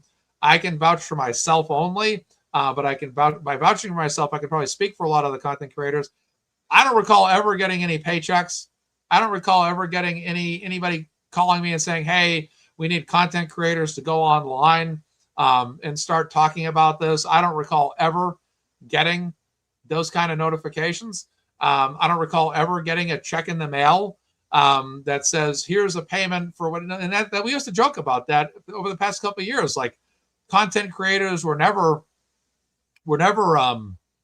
paid, by anybody on Karen's team. The Karen's team didn't even know who I was when I started talking about this. And when I did hear from family members, they're like, hey, thanks, we hear you're reaching out. Great. That's it. But there was never it's just wild conspiracy, wild story writing by anti-Karen Read. They just want to believe this narrative And when I say anti-Karen Reed, I mean anybody that's anti-Karen Reed, that's basically namely on Twitter or YouTube, that wants to say, hey, look, all these content creators were hired. No, fuck no. Absolutely not. There's no way. Exactly. It was always a ridiculous thing. And it was always something that was not true. They had always said that about Matt, when I used to write on Twitter, in the early days, before I went on YouTube, they're always like, oh, this guy's obviously, Olivia Nile, all these people are this, and that. No, you might find this hard to believe. The anti-Karen Reed folks, they might find this hard to believe, but you can actually talk about whatever story you want to talk about on social media. You can actually talk about whatever you want to talk about. You can talk about movies. You can talk about sports. You can talk about movies that Emily C has never seen. You can talk about chicken wings. You can talk about whatever you want to talk about on YouTube. Really, you can talk about conspiracy theories. You can talk about aliens. You can talk about John F. Kennedy. You can talk about the president. You can talk about whatever, history, the Civil War, the Revolutionary War, Iraq War, whatever you want to talk about. People on social media hear these stories and want to talk about it. This movement was built on people that supported Karen Reed and wanted to talk about this. And it's the same thing with Aidan. Aidan's an independent journalist. He wanted to talk about this case. Aidan had the right to talk about this case or not at the end of the day and chose to cover it. And that's it. He chose to cover the case. That's it. And, it's also a bad time to say she doesn't eat chicken wings. Emily, that's okay. That's perfectly fine. You are still loved despite that. That's okay. But, yeah. But the things you hear a lot of times about Mark Betterow, the criticism Mark Betterow gets, Melanie Little get, all these people, it's like, no. And these are the same people that mock us for saying that this whole thing was like a wildly multi-layered cover-up. They're like, how can it be a multi-layered cover-up? You know how many people would have to be involved for this to be a multi-layered cover-up? Well, the same people in anti-Karen Reed are also saying to you that 700 content creators are being paid to cover the story. No, not at all. You know what I'm saying? Not at all. The fundraisers we do for people, the support we show people is out of the goodness of our heart because this story genuinely interests people. And if you need any more evidence of how much interest this story had, they had to shut down the street outside the courtroom after the second Karen Reed verdict because there were so many people out there wearing pink shirts. And then there were people in anti-Karen Reed that were saying that there was like a group fund of paid actors that were going out. They literally said they were paid actors. They literally said people were paid actors to go out, wear pink shirts, and stand in the streets of Dedham. I'll be honest with you. There are people that I know for a long time in my life there are people I grew up with that were out there.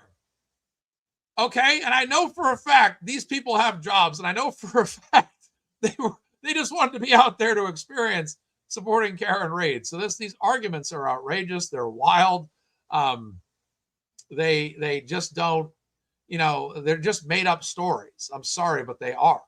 The fact is Karen Reed didn't do it. The fact is people looked at, you take Aidan out of the equation. Take Aidan out of the equation. Just look at what was talked about in court. When you look about what was talked in court, two juries sat there and agreed not to convict Karen Reed. One of them was hung. The other one was a not guilty verdict. You couldn't even convince people in a courtroom that Karen Reed was guilty. The juries didn't believe it. The jury was hung the first time. The second time, no. So it's just, these are situations where people, sorry, my eye here, people just want to run wild and say this, and that. But the fact is, there was a buffer zone. Judge Beverly Kearney enforced 2 buffer zones. There was no jury things that nothing happened. The jury went in there. They heard the case. They decided they couldn't convict Karen Reed. That's the bottom line. That's all there is to it. That's the whole game, folks. That's it. And the facts are Karen Reed did not kill John O'Keefe. And anybody can say whatever they want to the contrary. The fact is, there's no evidence. There's no evidence. If you look at the storyline, how is that even practical? How is it practical that Karen Read drives a vehicle in reverse, hits him at that distance, the taillight shatters, it does that kind of damage, doesn't break his arm? ARCA's results say it would have been an arm break. There was also another woman online on Twitter before ARCA talked about that did her own reenactment and also confirmed that the arm would have broken. The arm has clear pattern wounds. There are teeth marks. There are claw marks. That is the bottom line. That is the bottom line, folks. That's it. And I'm sorry. I'm tired of listening to the opposite side trying to tell you Karen Read did it.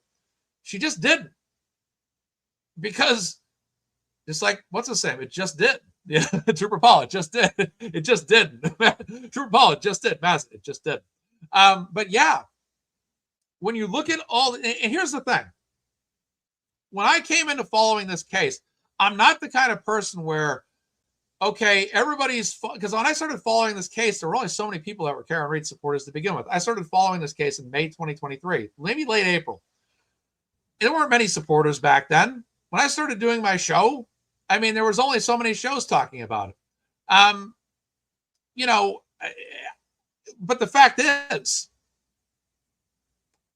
I look at everything analytically. I'm never going to, like, even Kelsey Fitz Simmons' story, week after week after. I mean, I did a show about Kelsey Fitz Simmons after being a supporter of her for months, literally to study more information on that case. There was a 5-hour show I did one Saturday where I was studying and studying and studying Kelsey Fitz Simmons' case to better understand it.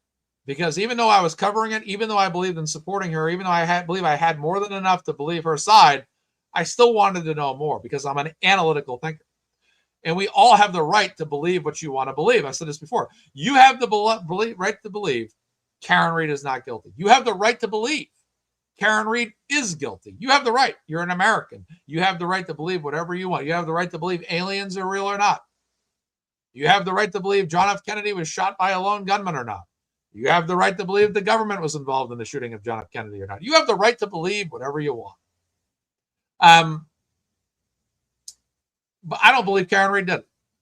And when I look at this stuff analytically and I break it down and I review this, I see the tests. You look at Aperture versus ARCA. It doesn't compare. You have a guy dressed up like Blue Man Group, acting like he's Jim Carrey in slow-mo, super slow-mo, and Ace Ventura Pentatonic, you know, like that. Give me a break. ARCA did a fantastic job. Their job of breaking it down had money invested in it. They broke it down nicely. They made a great case. They even convinced me more of Karen Read's innocence. And I already believed in Karen Read's innocence for well over a year. And after the second trial, I was more convinced in her being free. People believe in Karen Read's innocence because they don't believe Karen Read did it. And people have the right to ask, if Karen Read didn't do it, then who did? And that's always going to be a question. It could be an unsolved mystery. You know? It's just wild. So, you know, civil suits continue. Look, this is going to be an ongoing matter for years, as we know. These civil cases, these civil suits, they're going to be going on for years on end. You know, foreseeably for the rest of the decade, perhaps. There's no question about it. It's really it's a wild story. Again, the other side holds firm that they had no involvement. They don't believe they did it. They don't believe they were involved. They believe that Karen did it. You know, they don't believe in any of that. So there's other people on the other side. There's support on the other side as well. That they don't believe, you know, that they did it. They believe Karen did it, and they're holding firm to that. So it should be interesting. However, I think the facts that are ultimately on Karen's side and Aidan's side is that Karen Read didn't do it. There's no proof beyond a reasonable doubt that Karen did that. Now, the rules of civil court versus criminal court are different, but you know, it's very interesting to say the least. So, the O'Keefes had a hearing this past week that was featured on the Trial channel. This is let's share this tab. Yeah, let's expand this. This is the O'Keefe versus Read hearing. Motion to compel town of Canton from May 5th. We'll watch a few minutes here. towards the end.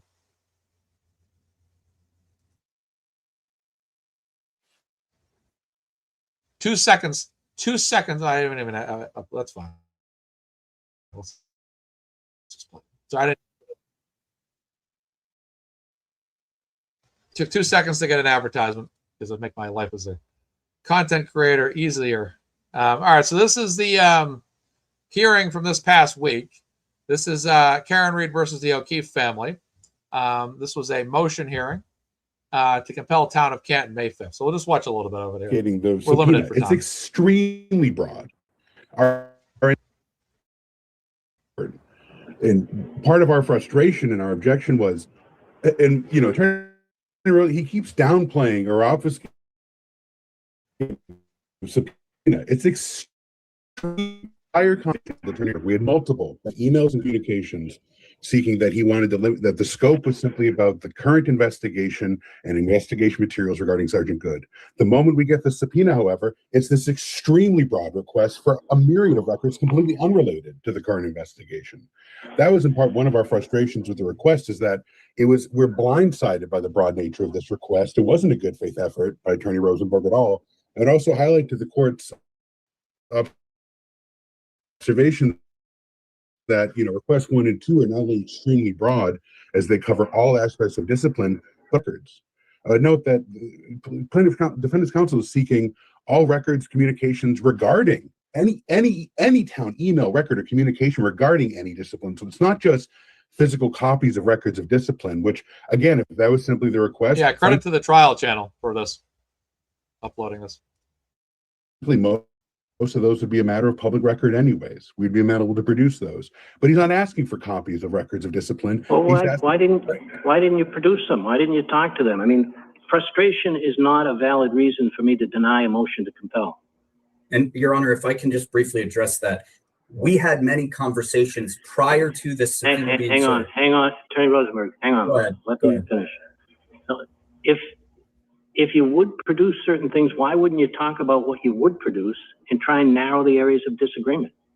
Because it seemed clear that wasn't going to be productive, Your Honor. We've had a barrage of... Well, tell you what, we're going to see whether it's productive. So I'm going to give you a chance to do what you're supposed to do under the rules.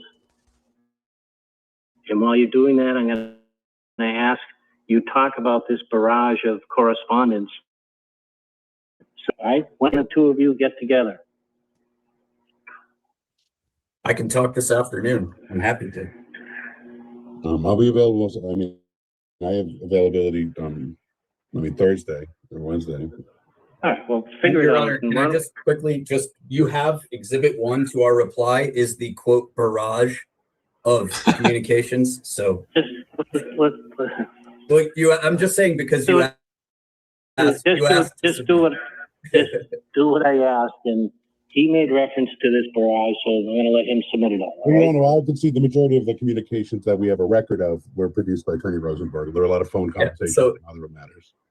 Right. So that's the barrage, Your Honor. That's what I'm saying. So those are in the reply. Those are in the reply. Correct. Exhibit 1 to the reply. All right. So if there's something else you want to submit it. So why don't we reconvene this particular discussion next week sometime? What looks good, Clerk Donovan? We do have that status conference until Thursday at 3 as well. No, let's keep it separate because look, we only have 5 attorneys or 6 attorneys here. You sound excited about that, Your Honor. It's a little easier. We could do either next Wednesday or Thursday afternoon. What is the? I haven't seen this through yet. Where's the part where Diller gets scolded by the judge? Wednesday or Thursday? Let's look. Hang on. 13th or 14th. I think it's on Boozy Beauty's page. One sec.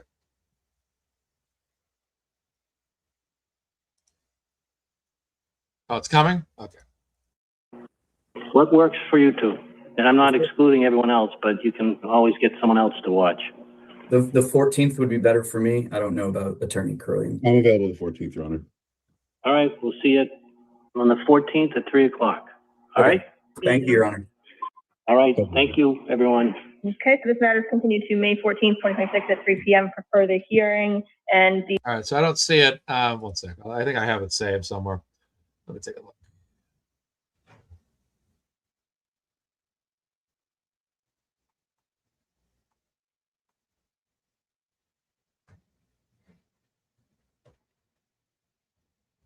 I think this might be it here. Let's see. Let's take a look here. Okay, here we go. On February 11th, Your Honor, Defendant Reed noticed 19 depots and scheduled them for specific dates. Plaintiff and all the parties blocked off all of those dates and prepared for those depots. So far, Defendant Reed has canceled 17 depositions and renoticed all of them. For all of the depots that were scheduled to occur between March 24th and next week, Your Honor, the Defendant Reed has canceled 13 depositions. Many of those cancellations occurred on the eve of those depots, at least as far as we were notified. Even though the Defendant Reed had us block off all of these dates in February, I've learned that since Defendant Reed just sent off notices of deposition to the parties in this case, but did not bother to serve many of those deponents until the last minute. This clickbait lawyering is a tactic so that she can create a false. Rosenberg's like, bro. Rosenberg's like, bro. He's like, bro, stop it. He's like, he's back there. He's like, dude. He's like, bro, stop it. Like, come on. He's like, dude, come on, stop it, dude. bro, come on. Oh, man, he's like, you're really going to do this, dude? Bro. Oh, man, like, dude, come on, bro. Narrative that lawyering is a tactic so that she can create a false narrative that these deponents are the ones who are canceled. It's a tactic so that she can create a. He's like, dude, bro, really? That she can create a false narrative that these deponents are the ones who are canceling the depositions. But because of the late cancellations, Defendant Reed has now rebooked those 17 depositions, and without regard to other dates that we have already served depot notices for. Between now and August 1st, we have 35 depositions on the calendar in this case. Recently disclosed information. Now you look at Rosenberg here. He's just like, I'm just going to bite my tongue. He's like, I'm just biting my tongue. This guy's talking. He's talking nonsense. I don't want to say like, dude, up. So I'm just going to look to the side and be like, dude, like, just, I'm not going to say anything. That's basically what he's just trying to restrain himself from dealing with this guy. He's like, bro, seriously. From documents in depth recent. Watch Rosenberg. He's just like, I'm just gonna look out the window here. Case. He's also biting his bottom lip. In this case. That's like a textbook Mazza. Like when I'm upset, I want to say something, I just kind of go.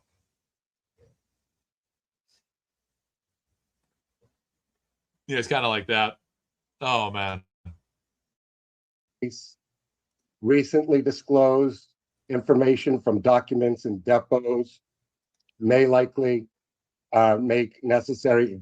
Diller seems like absolutely unprepared. He's like, it's like he's reading like a letter. He's like, also earlier today, we were expecting lemons and limes to be in the glasses of seltzer water at the table. I also would add that the buffalo chicken wings were served with blue cheese without an alternative option for ranch dressing. Also, they served solely celery sticks without carrot sticks. Many people like myself prefer my buffalo wings with ranch dressing and with carrot sticks instead of people like Mazza who prefer their buffalo chicken wings with celery sticks as well as blue cheese. That's basically how he sounds.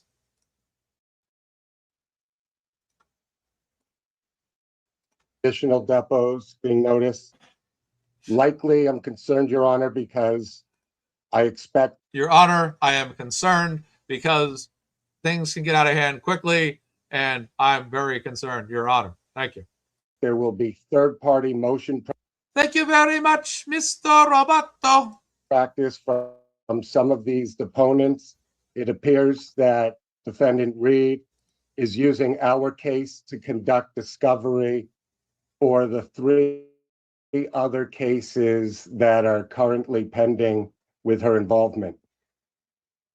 So I just wanted to give you context to the scheduling that has occurred up until today. It's unclear if we're conducting a press conference here. Now, you immediately listen to Rosenberg talk. Like, Rosenberg says 2 words: energy, focus, intensity, assertiveness. Dillard talks for 5 minutes. It's like, Mr. Dillard, could you recite the alphabet, please? Yes. A, B, C, D, E, F, G, H, I, J, K, L, M, O, P, Your Honor, Q, R, it's just like, how long are you going to take to recite the alphabet? Rosenberg said A, B, C, D, E, F, G, H, I, J, K, L, M, P, Q, R, S, T, U, V, W, X, Y, and Z. Continue. Continue. Here or a status conference in a civil proceeding. I don't know what clickbait lawyering is, but what I can tell you, Your Honor, is Attorney Diller has never raised any concern about any date of our depositions with us. If any party to this case has a concern with a date for a deposition that we've noticed, we are more than happy to discuss that. It is completely inappropriate for parties to come on to a proceeding like this and take the time to force us all to go back and forth about topics like this that should be addressed between counsel. So I would ask, Your Honor, that we not handle this in this type of proceeding, and instead, if there's a problem with scheduling, by all means, let us know and we will adjust it as we have for third party. Love it. Transparency. We're more than willing to be transparent with you. If you guys like, look at his face here. This guy Diller on the right. He's like, he's off to the side. And he's like,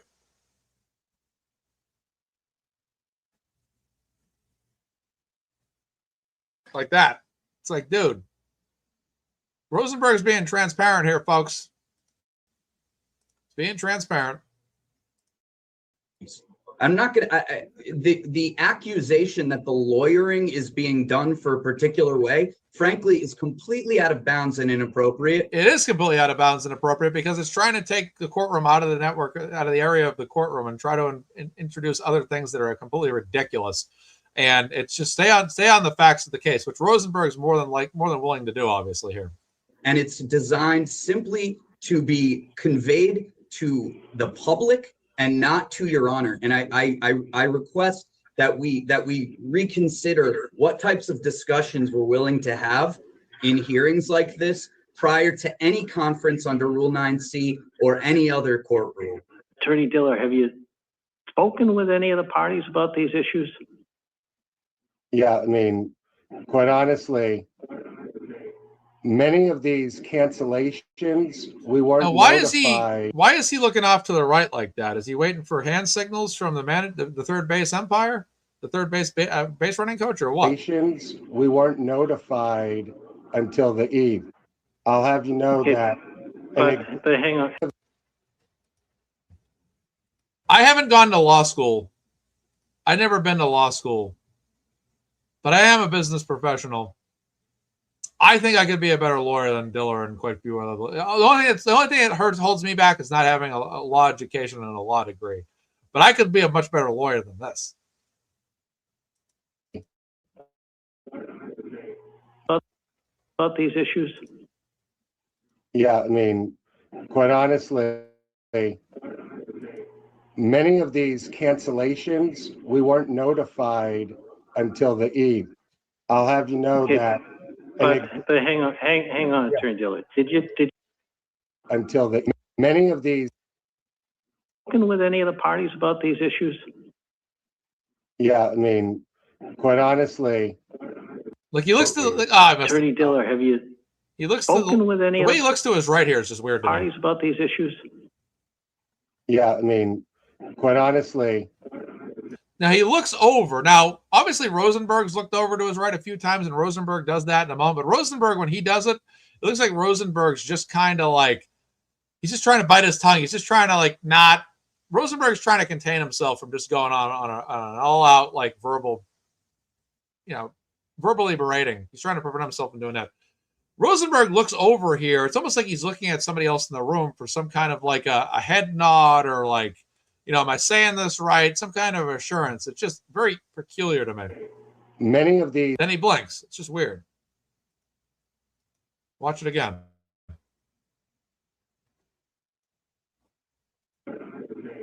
many of these cancellations, we weren't notified until the eve. I'll have you know Okay. that. But No, Rosenberg's up top like, dude, just dude. Rosenberg's like, I'm here all day, man. I know all the facts are on my side. I can debate any issue you want, forwards, backwards, inside out. I don't care. I'm Aaron Rosenberg, and I know what I'm doing. Know Okay. that. but hang on, Attorney Dillard. Did you call up any of Ms. Reed's 10 lawyers and say, hey, what's going on here? He look at the way he looks. And second, that question that the judge asks a perfect question. Say, hey, what's going on here? Now look at him. He's like, come on. Hey, thank you so much. Donkey 3 Noggin, $49.99 super chat says, this is for what you do and chicken wings. Thank you so much. I appreciate the chicken wings budget. Appreciate that. I do have chicken wings prepared for tonight as well. So I'm very excited about that.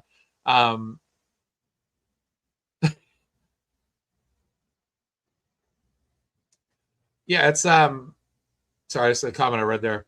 Sorry, yes, yeah, absolutely. It's appreciate that Donkey's Noggin for the super chat. Definitely wholeheartedly, and appreciate you keeping the MazzaMedia Chicken Wing Fund. Absolutely. Going strong here. I'll be having chicken wings tonight. I'm thinking buffalo tonight with blue cheese and celery because I'm just not into the whole like carrot and ranch thing. Ranch is not bad, but I'm just more of a blue cheese guy, quite honestly. I've been doing seasoned wings a lot more lately instead of buffalo wings, but I just wanted to give myself a little break from buffalo sauce because I have it all the time. Like I need a change in flavor. I've been using a lemon pepper seasoning. I've been also using Guy Fieri's, some of his seasonings. He has butter garlic seasoning.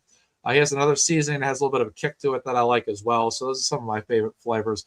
Barbecue, I don't make that much. Teriyaki, I don't make that much when it comes to wings. But thank you so much. I appreciate it, Donkey. Donkey's Noggin, super chat. Thank you. I'll leave that up for a few minutes for you, too.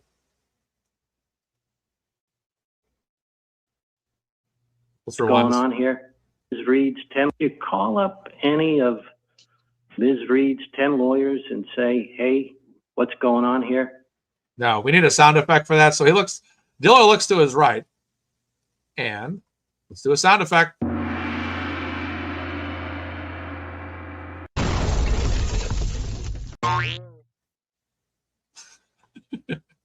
he just doesn't he doesn't have any level of like stability in terms of confidence. Look at him. Here. Look how lost he looks. Look at this. We've talked to them plenty, but we haven't talked about. Rosenberg's like, bro, no, you haven't, man. He's like, man, no, you have not.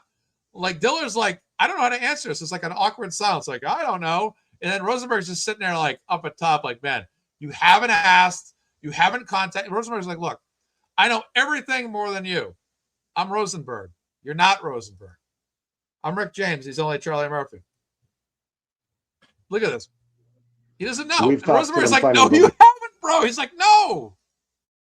No, you haven't. On here. No, you haven't. We've talked to them plenty, but Rosenberg's like, no. We haven't talked about. Rosenberg laughs. He's like, this guy. He's like, Rosenberg's like smirking at the top of the screen. Like, my God, dude, you're lying to the judge. No, you haven't asked. Stop it. Just answer honestly, please. Oh my goodness. Their position of shaking his head like, dude, stop it. canceling all these Stop. depositions, Your Honor. Okay, well, it's kind of like you're trying to sandbag them. Okay, so this is the part here.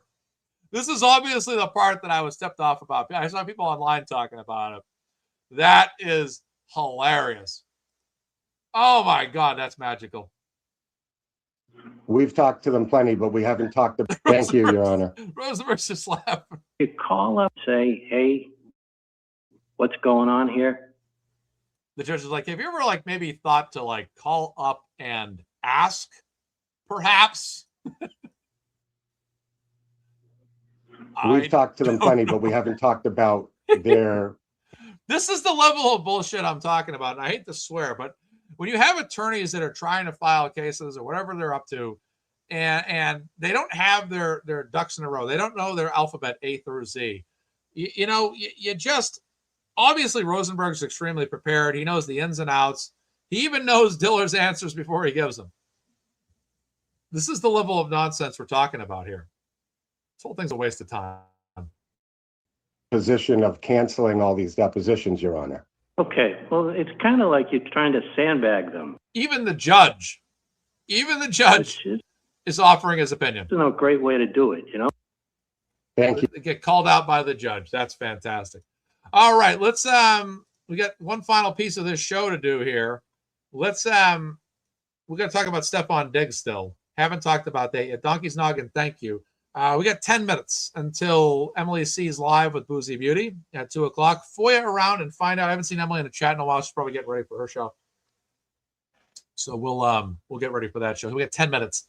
I'm happy Stefon Diggs is acquitted. First and foremost. Hey Andrew, how's it going? I'm happy about that acquittal. It just seemed very obvious. I was off on Monday, so I had time to sit down and watch a bit of the trial. I did not see that Little League Grand Slam. No, I haven't seen it. That's cool though. But it's obvious when she was on the stand. Mila, she didn't understand. It seemed like it was just a total nonsensical case to me. I did not see. I mean, obviously, I'm going to first and foremost support Stefon Diggs until I get enough information to show me I shouldn't. It's like with Aaron Hernandez when Aaron Hernandez was arrested. It's like, okay, he was arrested. Do you think that Hernandez really did this? Then when information came out, it's like, okay, Aaron Hernandez obviously did what he's being accused of. You know what I mean? And it's the same thing here. It's like, I'm going to give Diggs the benefit of the doubt until I get information that's going to show me that this is not gonna be, this is a case that's obviously full of nonsense. And one of the things that was interesting to me about this trial was just the logistics of the answers that were provided by her, by Mila Adams. And that's one of the things that's basically was talked about here. This is the finance team audit. Let me get this shared. Share this tab. All right, let's share this. Bingo. This is about finances here. Watch this. This is from Laura Conlon on Twitter. And then I went through every receipt and reimbursable that we paid her for the last 6 months. And at that time. Sorry. And at the conclusion, would you describe? If you receive an invoice and it's incorrect, I want to know, is it our mistake or was it her mistake? So I wanted to make sure that we had paid her correctly. All right. So they're willing to financially do the honest job of making sure she was getting paid for her services. They absolutely found out that I don't think she will. I think one of the things is that people tend to lie on the stand in this country and they don't really ever do anything about it. But yeah, they say, oh, I didn't get paid. Then it's like, What yeah, you did. What did you learn from conducting your audit?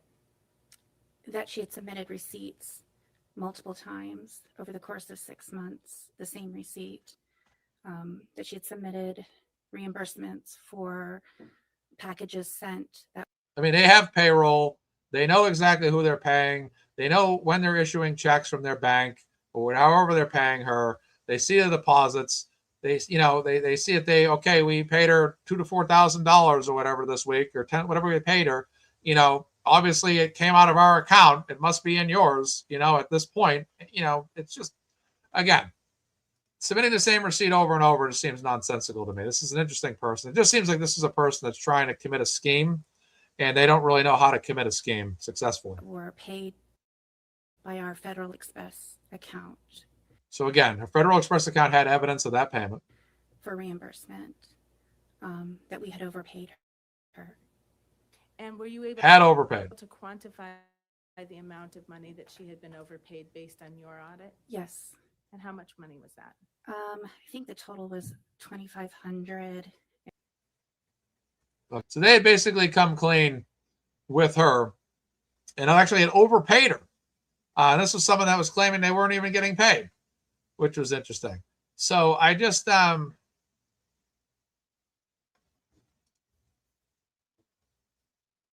going to pay this. I'm going to run through some random clips. This woman was just not a credible witness in any way, shape, or form.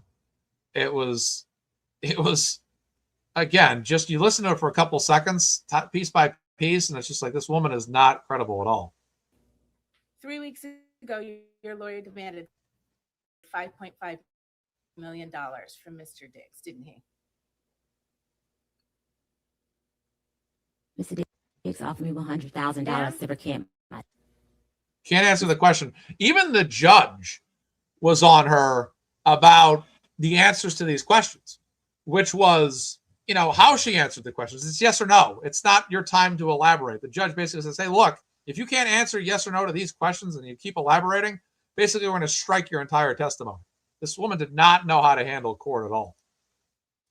Mr. Diggs offered me $100,000. And I love the cross-examiner here that doesn't let her get away with the nonsense. Mr. Diggs offered me $100,000 to recant my statement. Yeah, that was a good call for sidebar. This woman is not cooperating.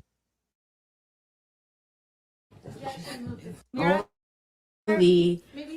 asked. It's not your time to elaborate.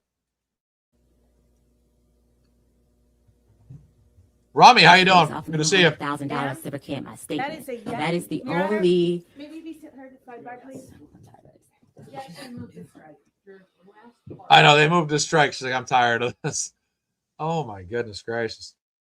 Insane. What else we got here?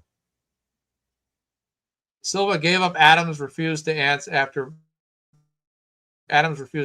other basic questions. Did your lawyers demand 5.5 from Stefon Diggs? Adam first said it was attorney-client privilege and then said she did. No further questions on cross. This was the same video. Yeah.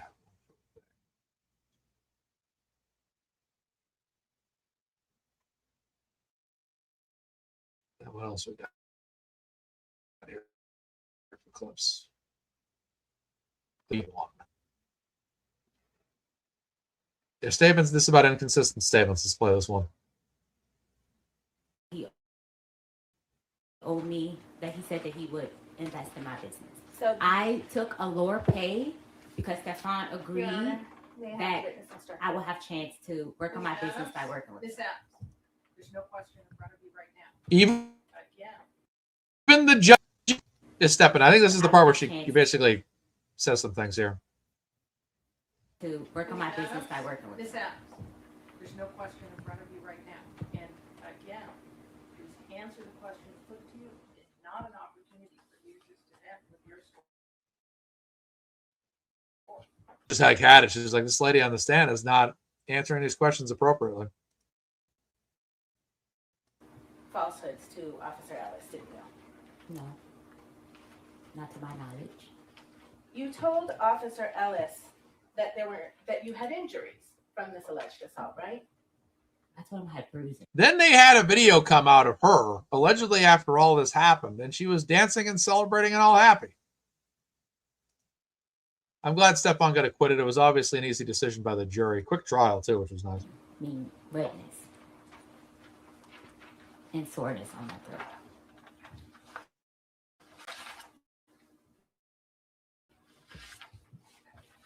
Unreal. Unreal. See if there's anything else we can play here.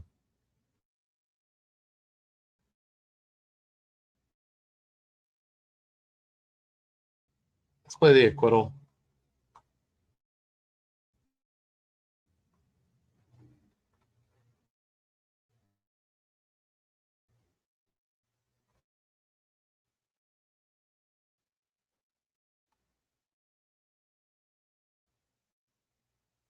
This is funny. This is funny right here. Feels like it's been a little while since last time I talked to you guys directly. So, Thank you. was Miss Adams a perfect witness?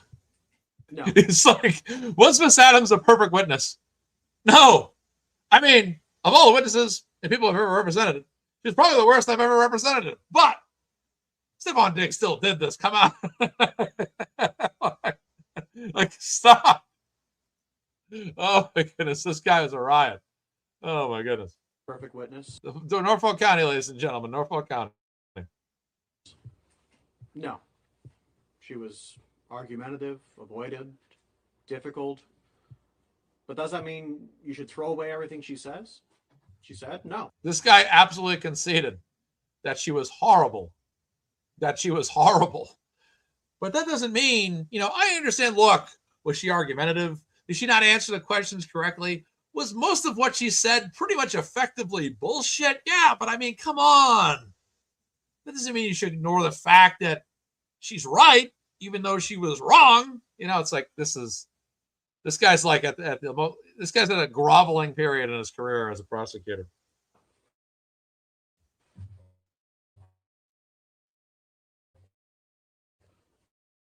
I think it'd be easy for you guys to do that. All right, I got to try to spend this shit somehow.